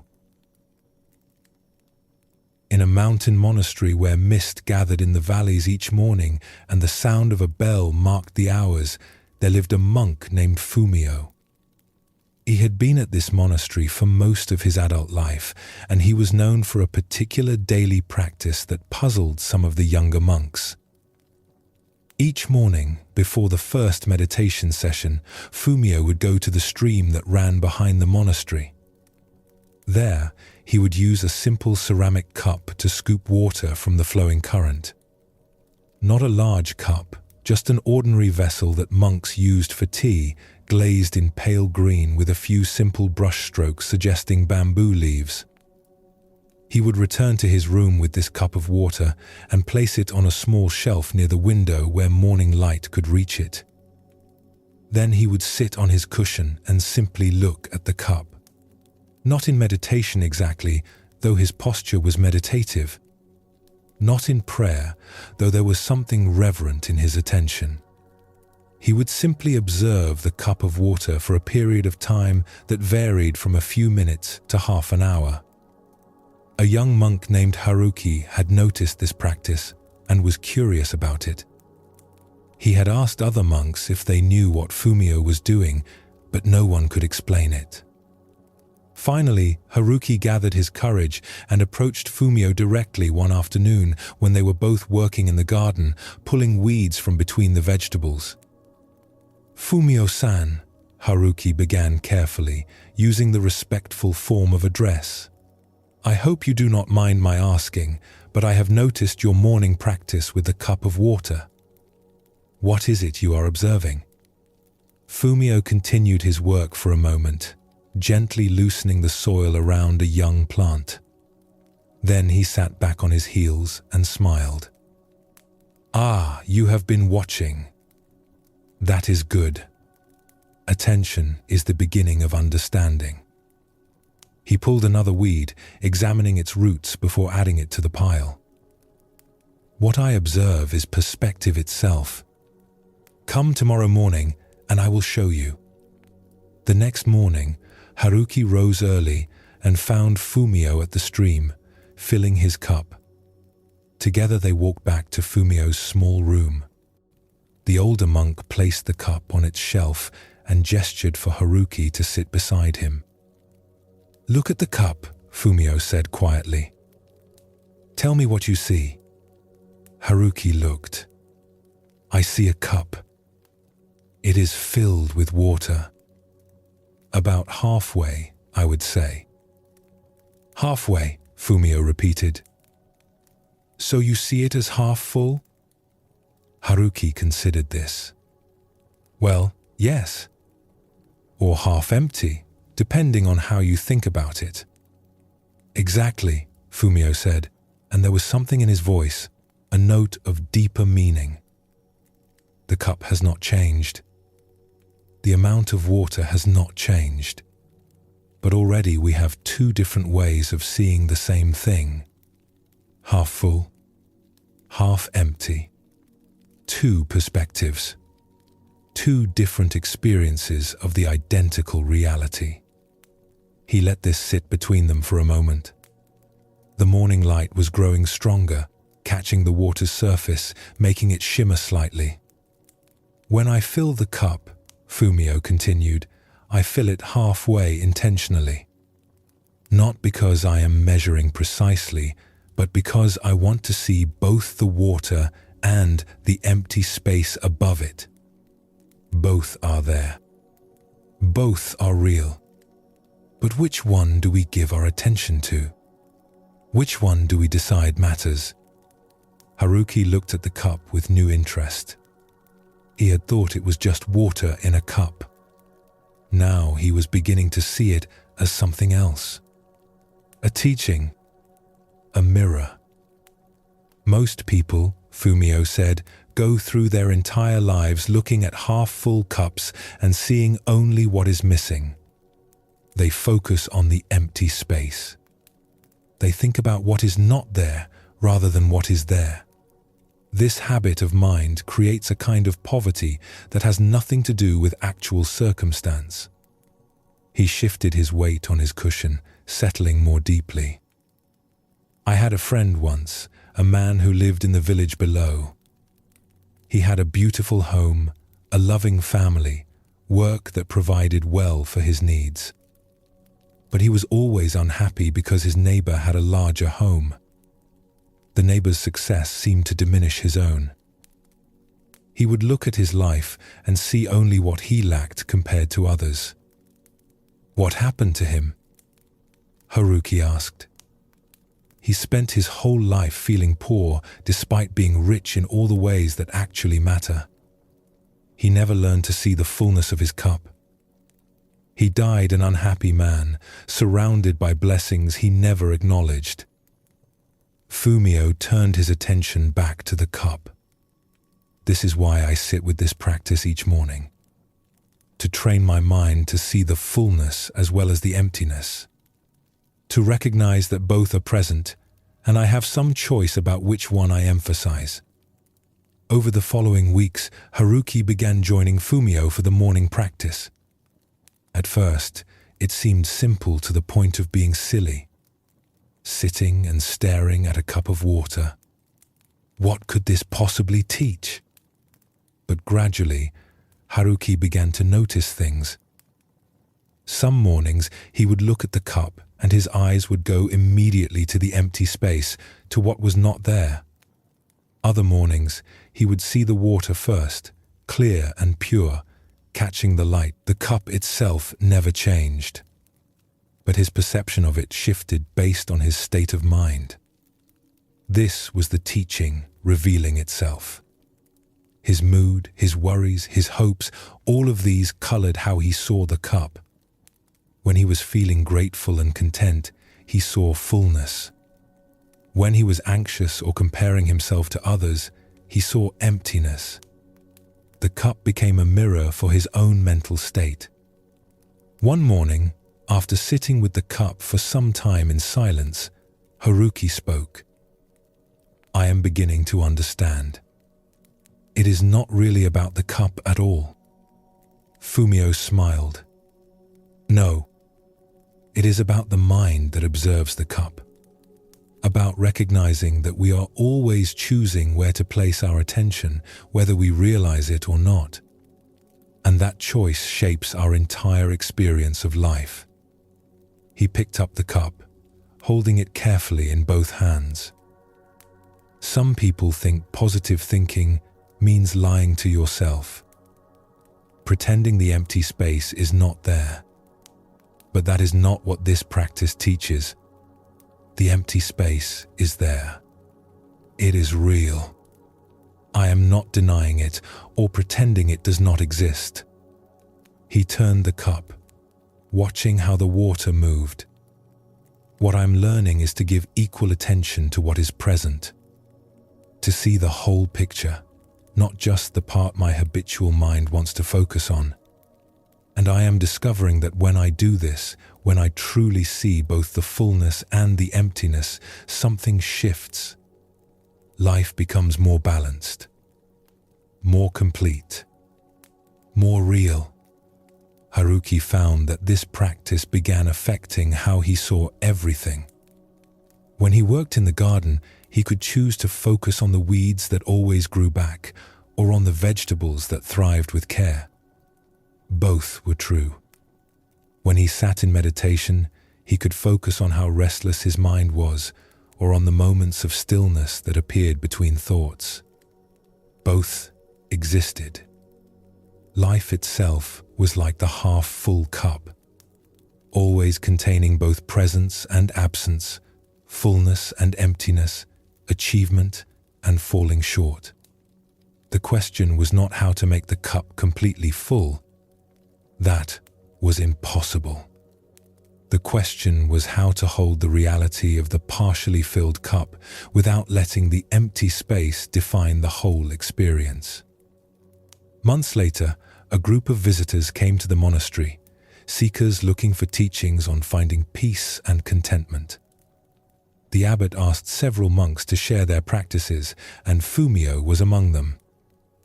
He sat before the group with his ceramic cup, filled halfway with clear water. "This is my teacher," he said, holding it up so everyone could see. "Every morning it shows me the most important teaching. That reality contains both fullness and emptiness. That I have some choice about where I direct my attention. And that this choice matters more than almost any external circumstance." A woman in the group spoke up. "But what if your life really is mostly empty? What if there is legitimate lack, real problems, actual difficulty?" Fumio nodded.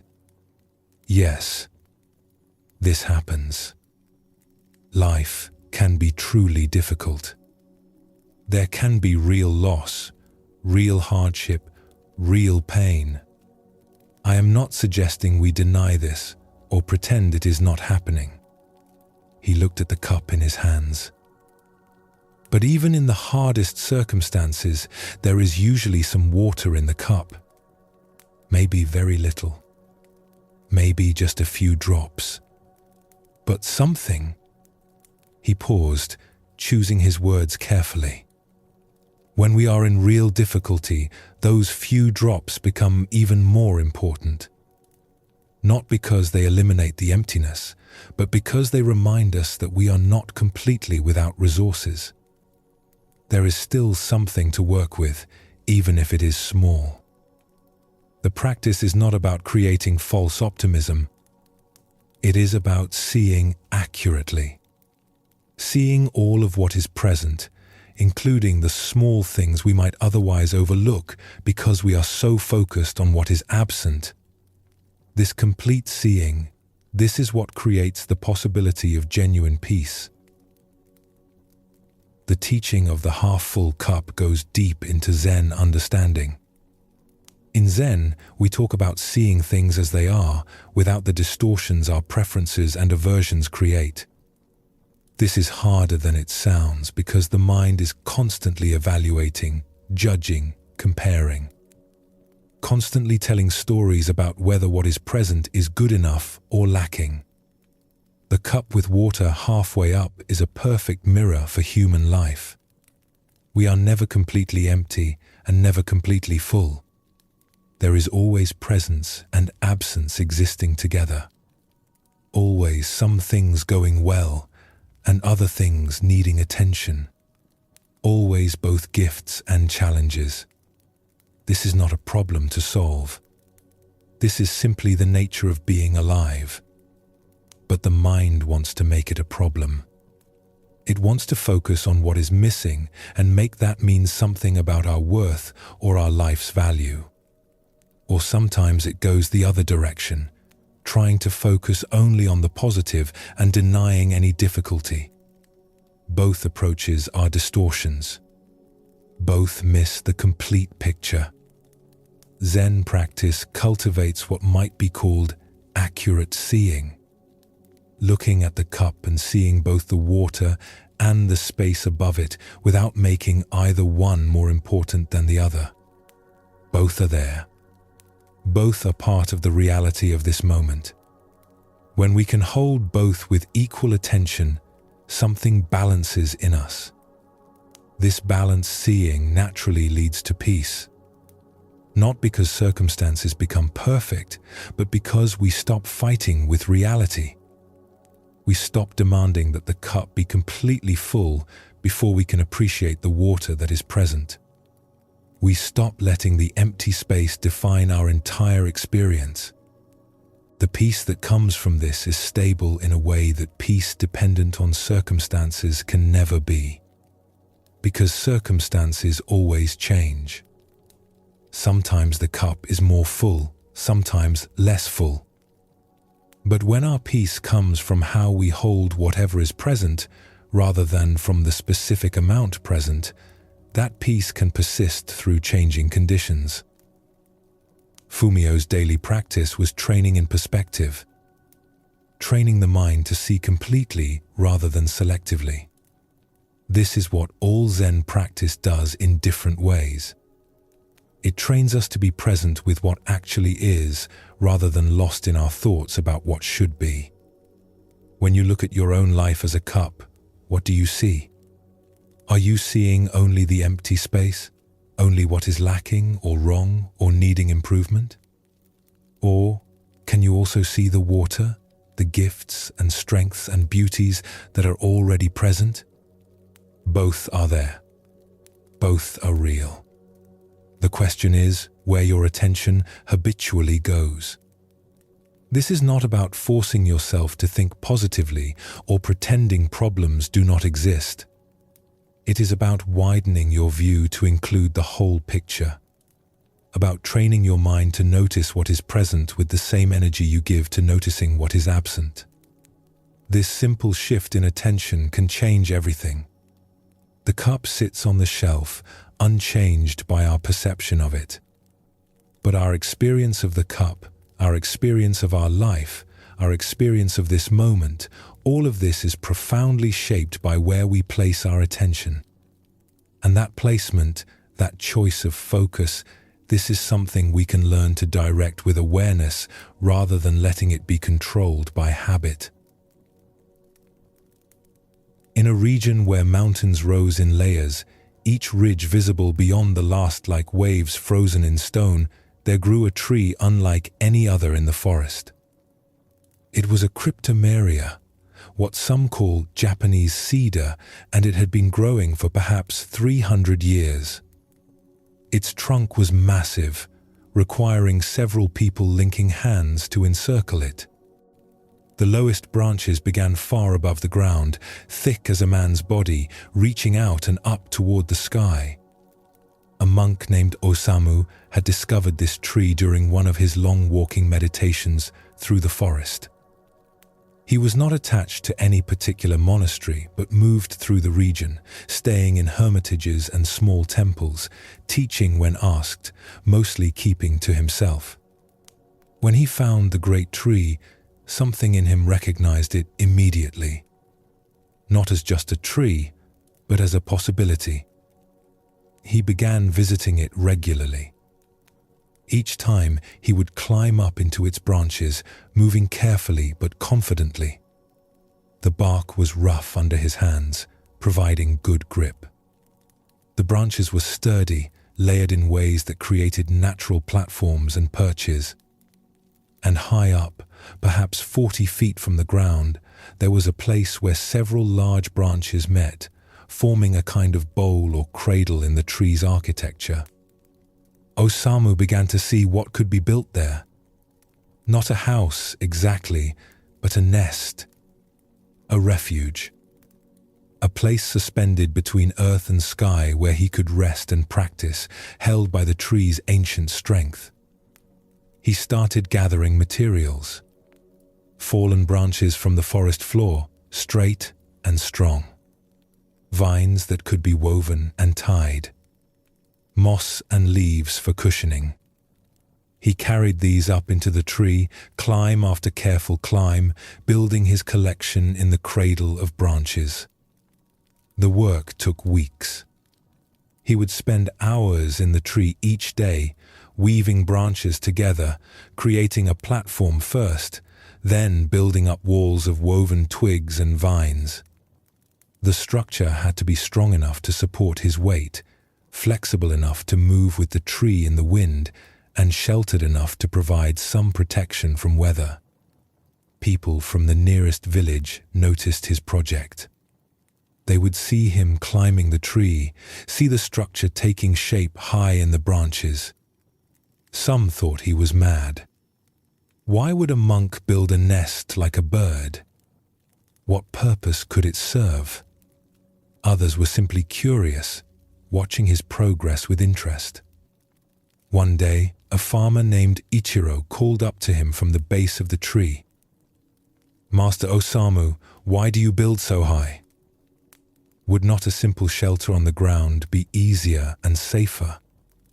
Osamu paused in his work and looked down through the branches. Ichiro seemed very small from this height. "Easier, yes," Osamu called back. "Safer, perhaps. But this is not about ease or safety. This is about creating something that reflects what I value. A place of perspective and peace." He climbed down to talk with Ichiro more easily. They sat at the base of the great tree, and Osamu explained, "When I am up there, everything looks different. The problems that seem so large on the ground become smaller when seen from above. The worries that press close lose some of their weight when there is distance and perspective." "But you could gain perspective by climbing a mountain," Ichiro said. "Why build in the tree?" "Because this is not just about the view," Osamu replied. "It is about creating a place that is wholly mine.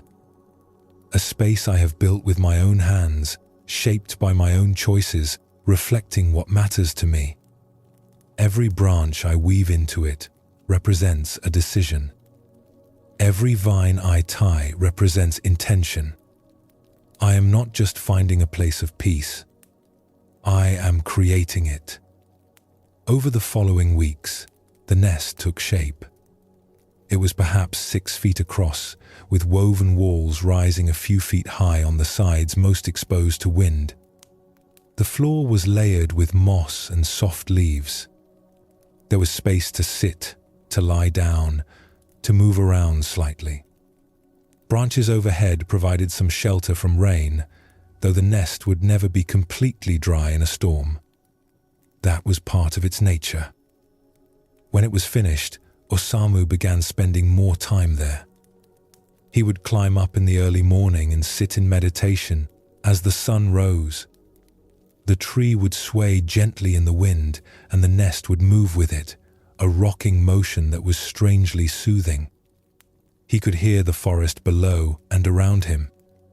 Birds would come close, curious about this unusual nest with its unusual occupant.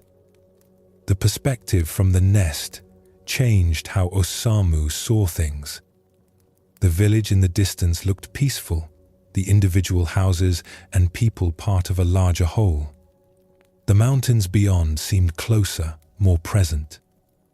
The sky was not just above, but around him, infinite and changing. But more than the physical perspective, there was something about being in the nest that created inner space as well. Up there, held by the tree, separate from the ground and its constant demands, Osamu found he could think more clearly. The usual noise of the mind quieted. Questions that had seemed complicated became simpler. Decisions that had felt heavy became lighter. One afternoon, a young monk named Takara came looking for Osamu. She had heard about the tree nest and wanted to understand it. She called up to him, and he invited her to climb. She made her way up carefully, testing each branch before putting her weight on it. When she finally pulled herself into the nest, she was breathing hard from the climb, and her eyes were wide with wonder. "This is remarkable," she said, looking around at the woven walls, at the forest spreading below, at the sky so close above. They sat together in silence for a while. The tree swayed gently.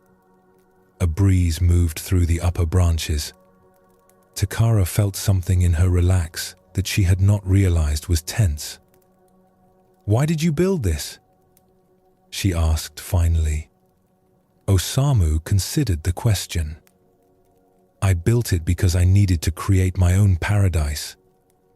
Not to escape the world, but to have a place where I could return to myself, where I could remember what matters beneath all the things that seem to matter." "Is that not what monasteries are for?" Takara asked. "Monasteries serve that purpose for many people," Osamu agreed. "But I needed something more personal. Something I shaped with my own hands and my own vision. This nest is not just a physical structure. It is an expression of my understanding that peace is something we create, not something we find. It is something we build, branch by branch, choice by choice, until we have made a space where our deepest self can rest." Takara looked at the woven branches around her, touched one of the vines tied into the structure. "So each of us needs to build our own nest? Our own place of peace?"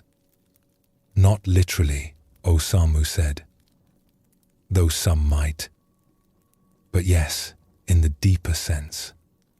Each person must create the conditions for their own peace, must make the choices, set the boundaries, cultivate the practices that allow their inner life to thrive. No one else can do this for you. Teachers can point the way. Practices can provide tools. But the actual building, the actual creating of your personal refuge, this is work only you can do." Takara stayed in the nest for several hours. When she finally climbed down, she felt changed. Not dramatically, but in some subtle way. She had seen that peace was not just something to seek in monasteries or sacred places. It was something that could be created anywhere, in any way that reflected one's deepest values. Osamu continued living partly in his nest and partly on the ground. He would spend nights up there when weather permitted, sleeping under the stars, waking with the birds.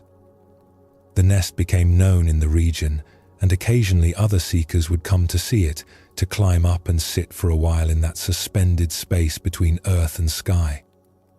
Each person who visited came away with their own understanding. Some saw it as a lesson about creativity and determination. Others saw it as a teaching about the importance of having a refuge. But what Osamu hoped people would see was simpler and more profound. That peace is not a destination to reach, but a space to create. That each of us has the capacity to build our own refuge, whether physical or mental or spiritual. That the work of creating this space is itself a practice, a way of shaping our lives according to what we most deeply value. The nest in the tree speaks to something important about how we create the conditions for our own well-being. In Zen practice, there is often talk about finding peace, as if peace was something that exists somewhere waiting to be discovered. But what if peace is not found but made? What if it is something we construct through our choices, our practices, our attention to what matters? Osamu's nest was physical, visible, something you could climb into and touch. But each of us builds invisible nests all the time. The habits we cultivate become structures that support us or fail to support us. The thoughts we habitually think create the atmosphere of our inner life. The boundaries we set determine what we allow in and what we keep out. All of this is nest building. All of this is creating refuge. Many people wait for the right conditions to create peace in their lives. They think they will find peace when circumstances improve, when problems are solved, when life becomes easier. But this approach gives all the power to circumstances. It makes peace dependent on things outside your control. What Osamu understood is different. Peace becomes possible when you create the conditions for it, regardless of external circumstances. This does not mean ignoring difficulties or pretending challenges do not exist. It means building something sturdy enough to hold you while you face those difficulties. Creating space where you can return to center, to clarity, to what matters beneath all the noise. The height of the nest also taught something. Perspective changes things. When you can step back from the immediate press of daily concerns, when you can see your life from a different vantage point, problems often look different. Not smaller necessarily, but in proportion. Part of creating refuge is creating this capacity for perspective, for seeing your life as a whole rather than being lost in whatever moment is pressing on you. In a coastal town where fishing boats left at dawn and returned with the evening tide, where the smell of salt was always in the air and gulls cried overhead, there lived a monk named Shiro. He had no temple, no monastery affiliation. He supported himself by mending nets for the fishermen, work that required patience and steady hands. In exchange for this work, the fisherman made sure he always had enough to eat and a dry place to sleep. Shiro had a small boat, barely large enough for one person, with a simple sail and a pair of oars. It was old but sound, well maintained, despite its age. Most days, when the weather was calm and his net mending work was done, Shiro would take the boat out onto the lake that stretched beyond the town's harbor. The lake was large, more like a small inland sea, fed by mountain streams and rivers. Its waters were usually calm, though storms could arise suddenly when conditions were right. Most of the fishermen worked the lake near the shore where fish were plentiful and the way back was short. But Shiro liked to row out farther, to where the town became small in the distance and the water opened wide in all directions.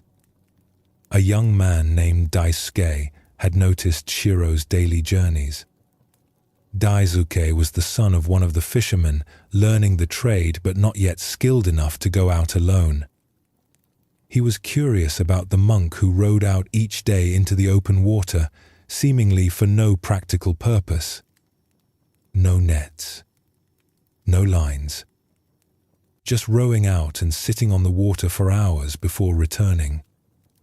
One day, Daisuke approached Shiro at the dock as the monk was preparing his boat. "Master Shiro, may I ask you a question?" Shiro looked up from checking his sail and smiled. "Of course.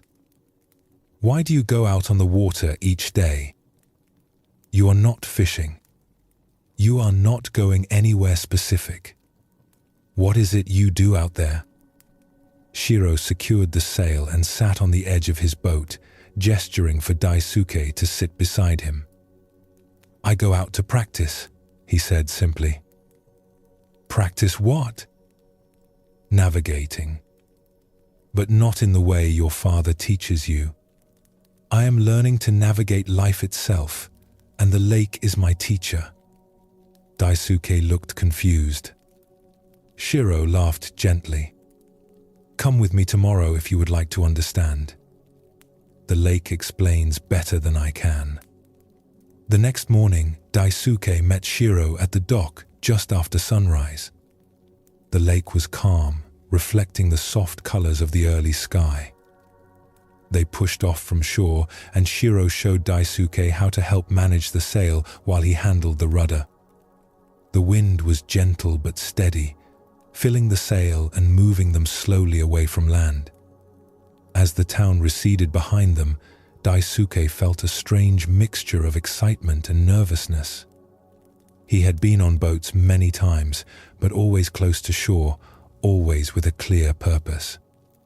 This felt different, more open, less certain. When they were perhaps a mile from shore, Shiro adjusted the sail to slow their movement, letting the boat drift gently with the current. "Now," he said, "we practice." "Practice what?" Daisuke asked. "The wind is like life," Shiro said. "It blows where it will. Sometimes in the direction we want to go, sometimes not. Sometimes strong, sometimes gentle, sometimes not at all. We cannot control it, but we can decide how we respond to it." He adjusted the sail slightly, and the boat turned. Adjusted it again, and they moved in a different direction. The sail is like our will, our intention. The wind provides the energy, but the sail determines how that energy moves us. When I position the sail correctly, even a wind that seems contrary can take me where I want to go. Daisuke watched as Shiro demonstrated, turning the boat in various directions by adjusting the sail's angle to the wind. The wind had not changed, but their direction changed constantly based on how Shiro held the sail. "But what if the wind stops?" Daisuke asked. "What if there is no wind at all?" Shiro picked up one of the oars. "Then we row. Different energy, different method, but we still move. We do not wait for perfect conditions. We work with what is present." They spent the morning on the water. Shiro taught Daisuke how to read the wind, how to feel the boat responding to the water, how to adjust constantly to changing conditions. It was not about forcing the boat to go where you wanted regardless of circumstances. It was about being responsive, flexible, always working with what was actually present rather than wishing for something different. As the sun climbed higher, the wind picked up slightly. Small waves formed on the lake's surface. The boat moved faster, and Daisuke could feel the power of the wind in the sail, the resistance of the water against the hull. "Notice," Shiro said, "how the wind that makes some people complain is the same wind that moves us forward. The difference is not in the wind. It is in how we position ourselves relative to it."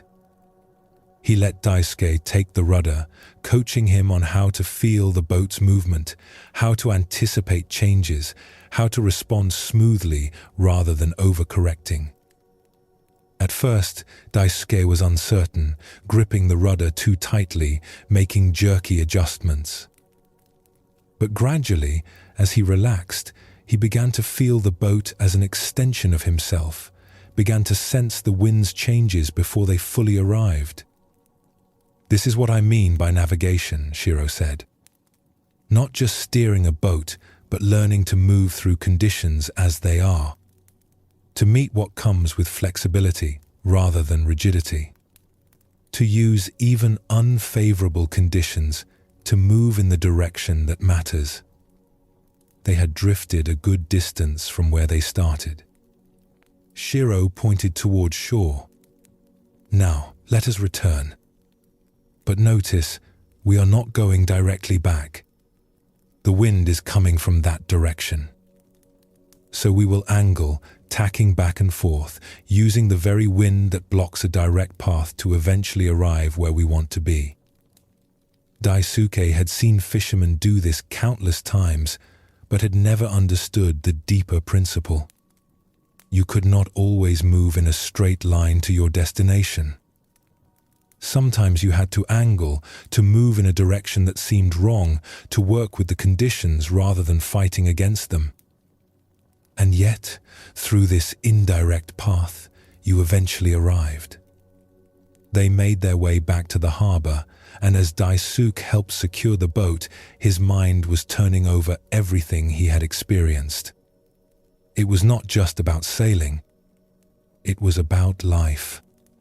About meeting circumstances with flexibility. About using what is present rather than complaining about what is absent. about trust that you can navigate through anything if you remain responsive and clear. "Thank you," he said to Shiro. "I thought I was learning to sail, but I learned something much larger." Shiro smiled. "The lake teaches what we are ready to learn. Come out with me again when you wish. There is always more to discover." In the weeks that followed, Daisuke joined Shiro on the water regularly. Each time, the conditions were different. Sometimes the wind was strong, sometimes gentle, sometimes absent. Sometimes the water was choppy, sometimes smooth. But through all these varying conditions, Shiro demonstrated the same quality: presence, responsiveness, a kind of optimism that was not naive cheerfulness, but deep trust in his capacity to work with whatever arose. One day, clouds began gathering while they were far from shore. The wind picked up quickly, and the water turned grey and rough. Daisuke felt fear rise in him. They were too far out. The storm was coming too fast. They should not have come today. But Shiro was calm. "We adjust," he said simply. He brought the sail down partially, reducing the wind's force on it. He positioned the boat to take the waves at an angle rather than head-on. He rowed when the wind was too chaotic to use. And, slowly, steadily, they made their way back towards shore. When they reached the harbor, Daisuke was shaking, more from the intensity of the experience than from cold. But Shiro was steady, securing the boat with his usual care. "I was afraid," Daisuke admitted. "Fear is natural when conditions become challenging," Shiro said. But notice, the fear did not help us navigate. Presence helped. Clear seeing of what was needed helped. Trust that we could meet each moment as it arose, that helped. The fear was just fear. We acknowledged it and then did what needed doing. Daisuke understood then why Shiro went out every day. It was not about the sailing itself. It was about practicing this quality of meeting life, of working with conditions as they are, of maintaining presence and trust through changing circumstances. The lake was a teacher, and each day's conditions provided a different lesson in navigation. What Shiro teaches on the water applies to everything in life. We all face changing conditions, favorable and unfavorable, often beyond our control. The question is not how to make all conditions favorable. That is impossible. The question is how to navigate skillfully through whatever conditions arise. In Zen understanding, optimism is not about expecting everything to go well. It is about trust in your capacity to respond to whatever comes. This trust is built through practice, through repeatedly meeting difficulty and discovering that you can work with it, that you have resources you did not know you possessed. The sail and the wind create a relationship. The wind provides energy, the sail directs it. In life, circumstances provide energy, and your response directs how that energy moves through your experience. A difficult situation can break one person and strengthen another. Not because the situation is different, but because the response is different. Shiro's flexibility on the water shows something essential. When the wind changes, he adjusts the sail. He does not waste energy complaining that the wind should blow from a different direction. He does not remain rigid, insisting that the sail stay in one position regardless of conditions. He moves with what is present. This is not passive acceptance. This is active responsiveness. Many people approach life with fixed ideas about how things should be. When reality does not match these ideas, they suffer. They fight against what is happening, wishing it were different, angry that circumstances are not as they prefer. All this fighting creates suffering without changing the circumstances. It is like keeping the sail in one position while the wind shifts, wondering why you are not moving in the direction you want. What if instead you could be like Shiro, noticing when conditions change, adjusting your response, working with what is actually present rather than what you wish were present? This does not mean you have no preferences or make no effort to improve conditions. It means you do not add the extra layer of resistance and complaint to whatever challenges you are already facing. The indirect path back to shore when the wind blocks the direct route speaks to patience and trust. Sometimes you cannot move straight toward what you want. Sometimes you have to angle, to take a path that seems to go in the wrong direction, to move in ways that do not make immediate sense.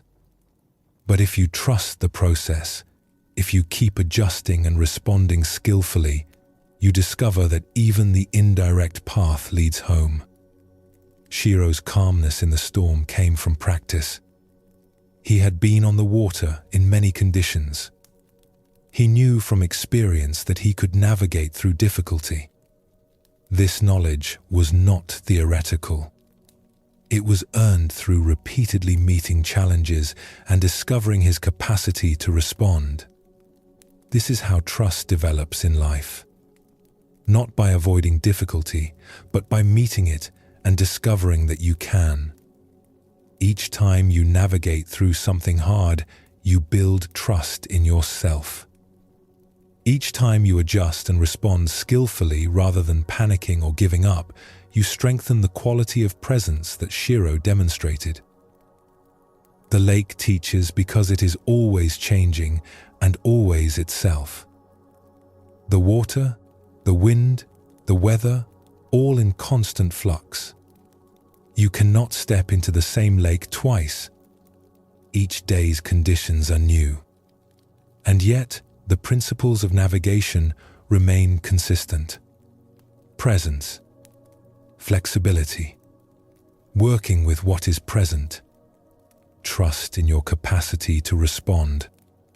Your life is like this lake, always changing, always presenting new conditions. And the practice is the same.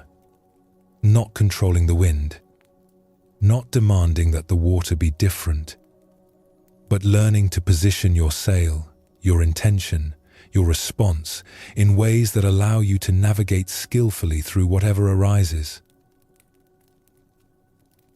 In a city where streets wound between workshops and market stalls, where the clang of metalwork mixed with the calls of vendors and the constant hum of conversation, there stood a temple. Most people passed it without noticing. It was small, tucked between larger buildings, its entrance marked only by a simple wooden gate. But those who found it called it Shizukaji, the Temple of Stillness. A monk named Hideo was traveling through the region, moving from place to place, as was his practice. He believed that staying still for too long could make a monk's understanding rigid, disconnected from the flowing reality of the world. So he walked, he observed, he taught when asked, and he kept moving. He arrived in this particular city on a market day when the streets were especially crowded.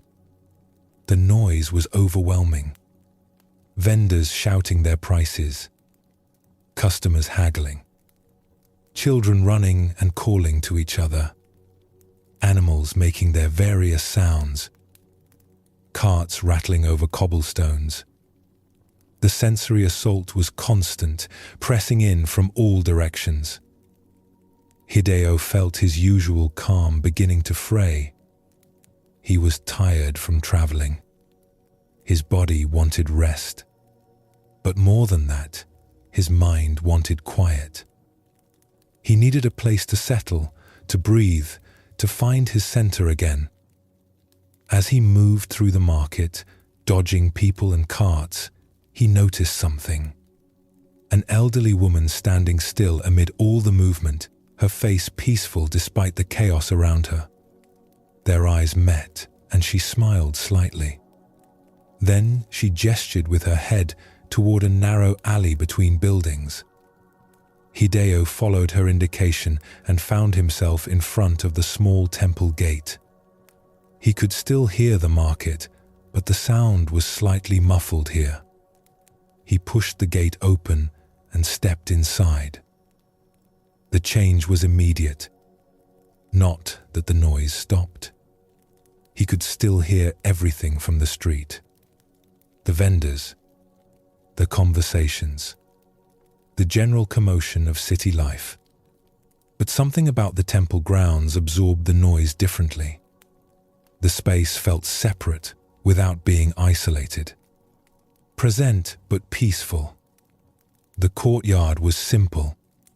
Stone pathways. A few carefully tended plants. A small building with sliding doors that stood partially open. Hideo removed his sandals and stepped inside. The interior was spare. Wooden floors worn smooth by generations of feet. White walls without decoration. A few meditation cushions arranged in rows. And in the corner, a small altar with a single candle burning. That was all. Hideo chose a cushion and Saturday. He closed his eyes and began to settle into meditation. At first, his mind was as chaotic as the street outside.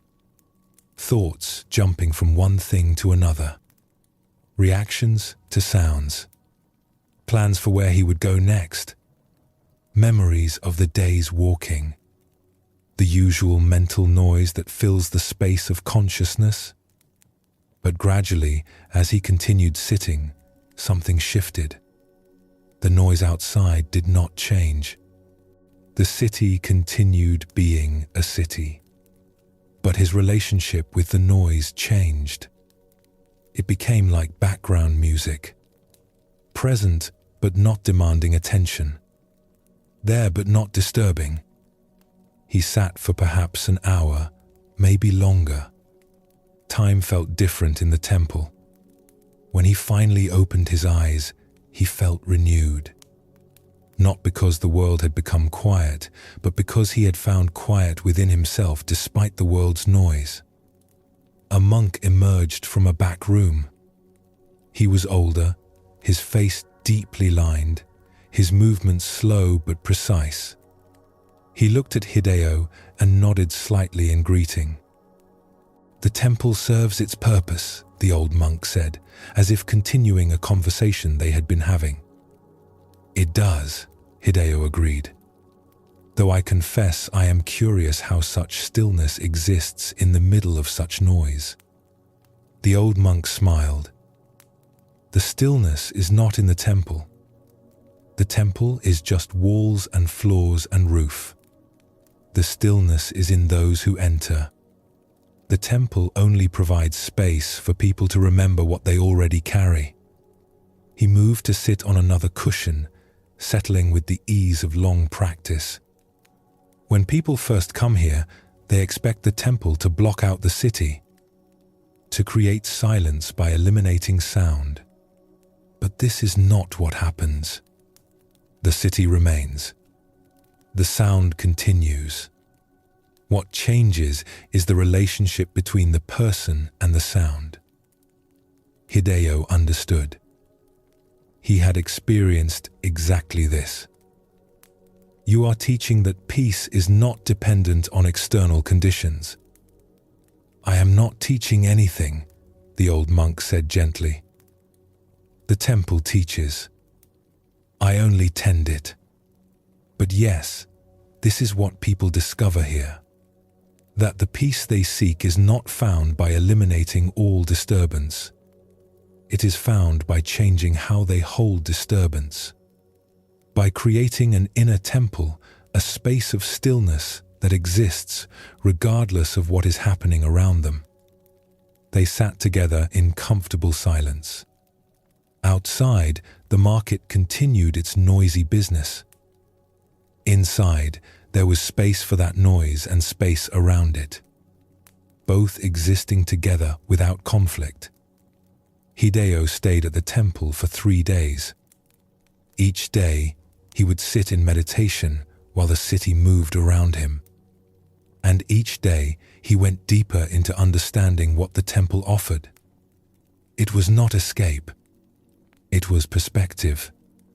It was the discovery that stillness and noise could coexist, that you did not need perfect conditions to find peace. You needed only to remember that peace lived inside you, in a place no external noise could reach. On the morning of the 4th day, as he prepared to continue his journey, he thanked the old monk. "Where will you go next?" the old monk asked. "To other cities, other temples, other teachers," Hideo said.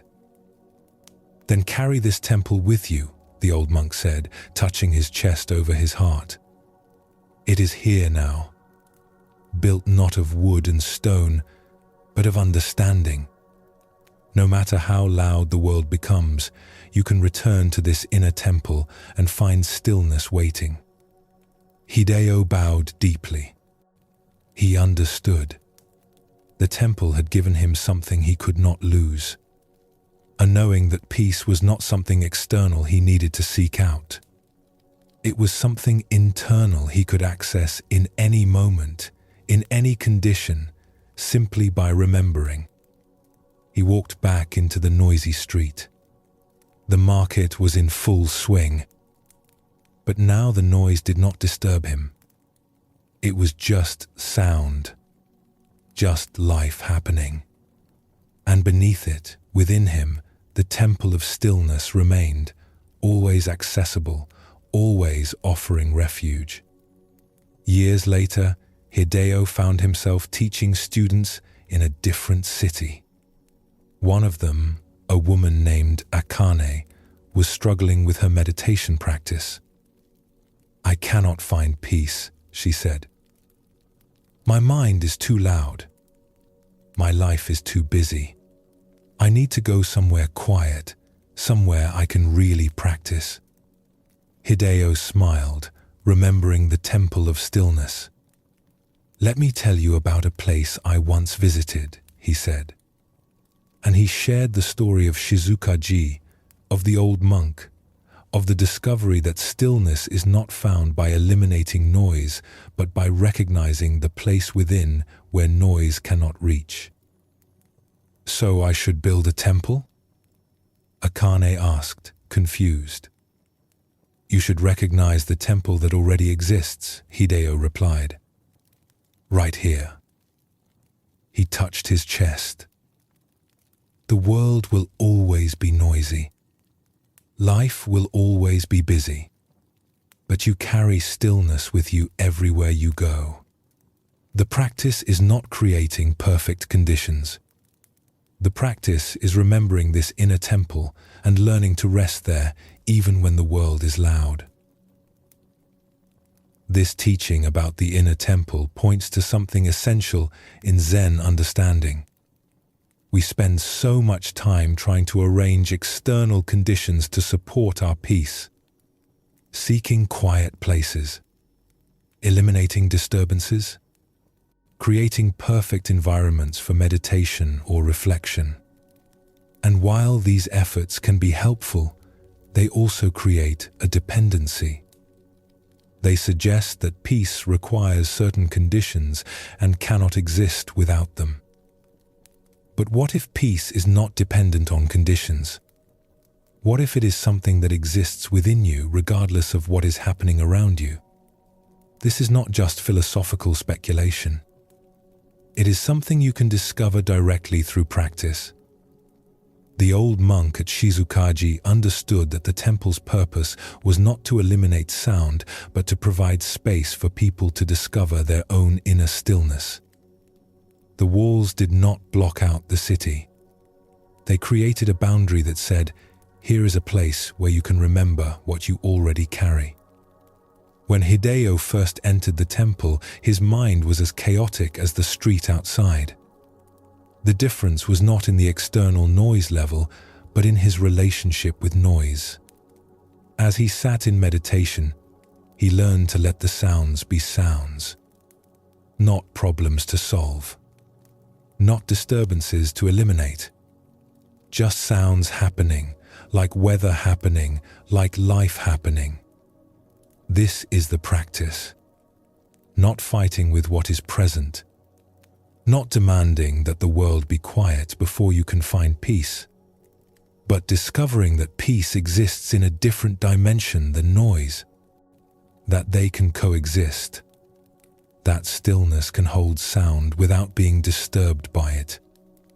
Think about how much energy goes into trying to control your environment, making sure things are just right, eliminating this disturbance and that one, managing conditions so you can finally relax, finally feel at peace. But conditions are always changing. There is always another disturbance, another thing that is not quite right.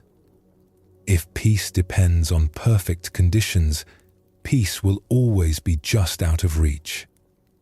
The inner temple that Hideo discovered is not a place you create. It is a place you recognize. It has always been there, this stillness within you. But it gets forgotten beneath the noise of thoughts, the chaos of emotions, the constant activity of daily life. The practice is remembering, returning, resting in this place that is always available. When you sit in meditation and thoughts arise, you are practicing this. The thoughts are noise. Mental noise instead of auditory noise, but noise nonetheless. And the practice is not eliminating thoughts, but recognizing that you are the awareness in which thoughts arise. That awareness is like the temple. It holds the noise without being disturbed by it. It provides space for everything that arises. This understanding creates a different kind of stability. Not the fragile stability that depends on conditions remaining favorable, but a deeper stability that persists through changing conditions. The market can be loud or quiet. Your mind can be busy or calm. And beneath it all, the inner temple remains, offering refuge whenever you remember to return to it. On the edge of the same coastal region where Shiro sailed his small boat, where the lake stretched wide and the mountains rose beyond, there was a stretch of rocky shore that most people avoided. The rocks were sharp and difficult to walk on. The water was deep close to shore, dropping away suddenly, offering no gradual entry. But a monk named Reiko was drawn to this place precisely because others avoided it. Reiko had been practicing meditation for many years. She understood the teachings intellectually. She could explain Buddhist concepts clearly to students. But lately, she had felt something missing. A depth that her understanding had not yet reached. A place beneath the surface that she could sense, but not access. She began coming to the rocky shore each morning before dawn. She would sit on a large flat rock near the water's edge and watch the lake as the sun rose. The water was different every day. Sometimes perfectly calm, reflecting the sky like a mirror. Sometimes choppy with small waves. Sometimes moving in larger swells when the wind was strong. What Reiko noticed was that no matter what the surface looked like, there was a depth beneath that remained unchanged. When the water was choppy, it was only the surface that moved. A few feet down, the water was calmer. Deeper still, it was completely still, unaffected by whatever weather moved across the surface. This observation became a teaching, a way of understanding something about consciousness itself. One morning, as she sat watching the water, a fisherman named Takeshi came walking along the shore. He was older, someone who had spent his entire life on and near the water. He noticed Reiko sitting on her rock and paused. "You come here often," he said. Not a question, just an observation. "Every morning," Reiko replied. "The lake teaches me." Takeshi looked interested. "What does it teach?" "Come, sit for a moment and I will show you," Reiko said. The fisherman settled onto a nearby rock. Together, they watched the water. The sun was rising now, casting golden light across the surface. Small waves caught the light, creating patterns that moved and shifted constantly. "What do you see?" Reiko asked. "I see the lake. The waves. The morning light," Takeshi said. "Look more carefully," Reiko suggested. "Look at the surface and imagine what lies beneath." Takeshi was quiet, really observing now. After a moment he said, "The surface moves constantly. Changes every second. But deeper down, the water must be calmer. And at the very bottom, it must be completely still." "Yes," Reiko said. "Exactly. The lake has layers. The surface responds to every wind, every passing weather system. But the depths are untouched by all of that. They remain still regardless of what happens above." She picked up a small stone and tossed it into the water. It created ripples that spread outward in widening circles. When something disturbs the surface, the whole surface responds. But watch closely. The ripples fade quickly, and they never reach very deep. A few feet down, it is as if the stone never fell. Takeshi nodded slowly, beginning to understand that she was not just talking about the lake. "Our minds are like this," Reiko continued. "Most of us live on the surface. Our attention is caught by every passing disturbance. Every thought that arises creates ripples. Every emotion creates waves. And we identify with these surface movements. We think we are the waves, the ripples, the constant change. But there is a depth beneath," Takeshi said, understanding dawning. "There is always depth beneath," Reiko confirmed.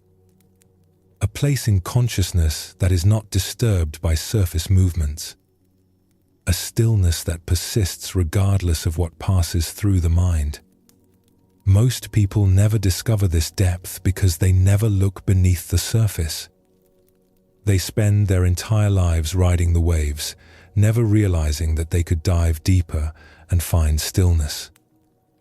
They sat in silence for a while.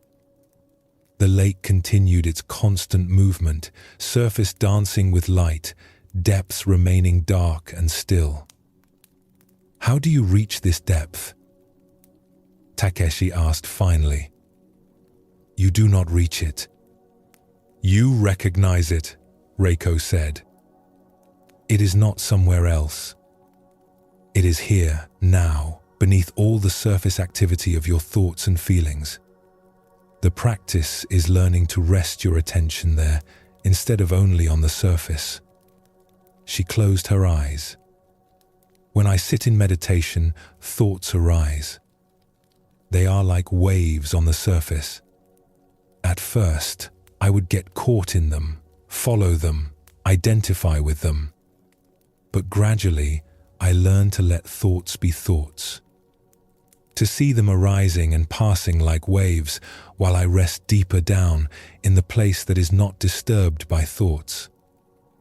Takeshi tried this. He closed his eyes and turned his attention inward. At first, all he noticed was mental noise. Thoughts about the day's work ahead. concerns about his boat, memories of the previous day. His attention kept getting caught in these thoughts, following them, elaborating on them. But then he remembered Reiko's image of the lake, the surface and the depth. He tried to let thoughts be surface movements while he placed his attention deeper. It was not easy. His attention kept rising back to the surface, getting caught in passing thoughts.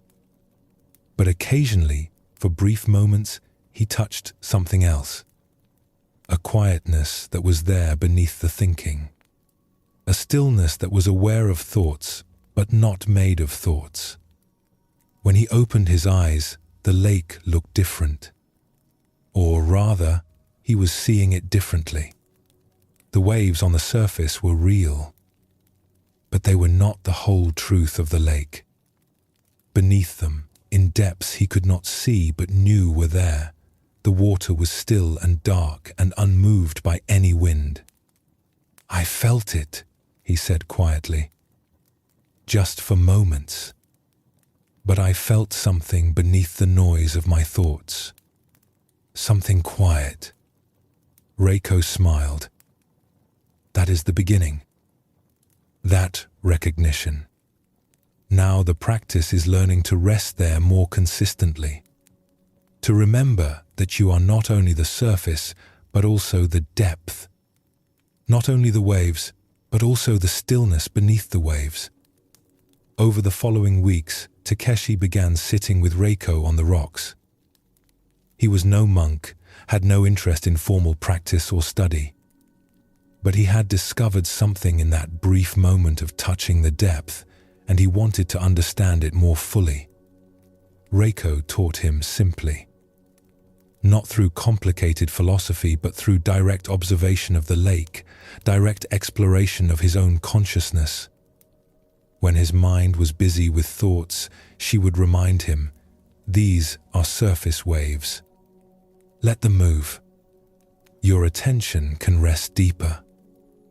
When emotions arose, strong feelings of worry or happiness or frustration, she would say, "These too are surface movements. Real, but not the deepest truth of what you are. Beneath the emotions, the stillness remains." Gradually, Takeshi discovered what Reiko had found. That peace was not about having a calm surface. Some days the mind was busy, emotions were strong, life was challenging. But beneath it all, there was a place of stillness that could be accessed even when the surface was choppy. This depth was always there, always available, always peaceful. One morning, after they had been sitting together for some months, Takeshi said, "I used to think peace meant having no problems. No worries. No difficulties. Just smooth sailing, as we say on the boats." He looked at the lake. The surface was quite rough that morning, the wind creating whitecaps. "But now I understand differently. Peace is not about the surface being calm. It is about knowing the depth beneath the surface. The depth that is always still, always quiet, no matter what weather passes overhead." Reiko nodded. "Yes, this is the teaching of the lake. And it is the teaching of Zen. That your true nature is like the depth, not disturbed by passing phenomena, not changed by the waves of thought and emotion, just still, just aware, just here." They sat together as the sun climbed higher. The wind continued. The waves continued. And beneath it all, the stillness continued, deep and dark and permanent, the true nature of the lake and of consciousness itself. What the lake teaches Reiko and Takeshi is something profound about the nature of awareness. Most of the time, we identify with surface movements, with thoughts and emotions and sensations. These are constantly changing, constantly responding to conditions. And when we think we are only these surface movements, we feel unstable, tossed around by circumstances, never quite finding solid ground. But in Zen understanding, you are not only the surface. You are also the depth. There is a dimension of consciousness that simply observes, that is aware of all the passing phenomena without being made of any of it. This awareness is like the deep water. It is not disturbed by the waves above. It does not change based on conditions. It simply is, constant and still and always present. This is not a belief or a philosophy. It is something you can discover directly. When you sit in meditation and watch thoughts arising, there is something in you that watches. That observing awareness is not a thought. It is what knows thoughts. It is deeper than thinking.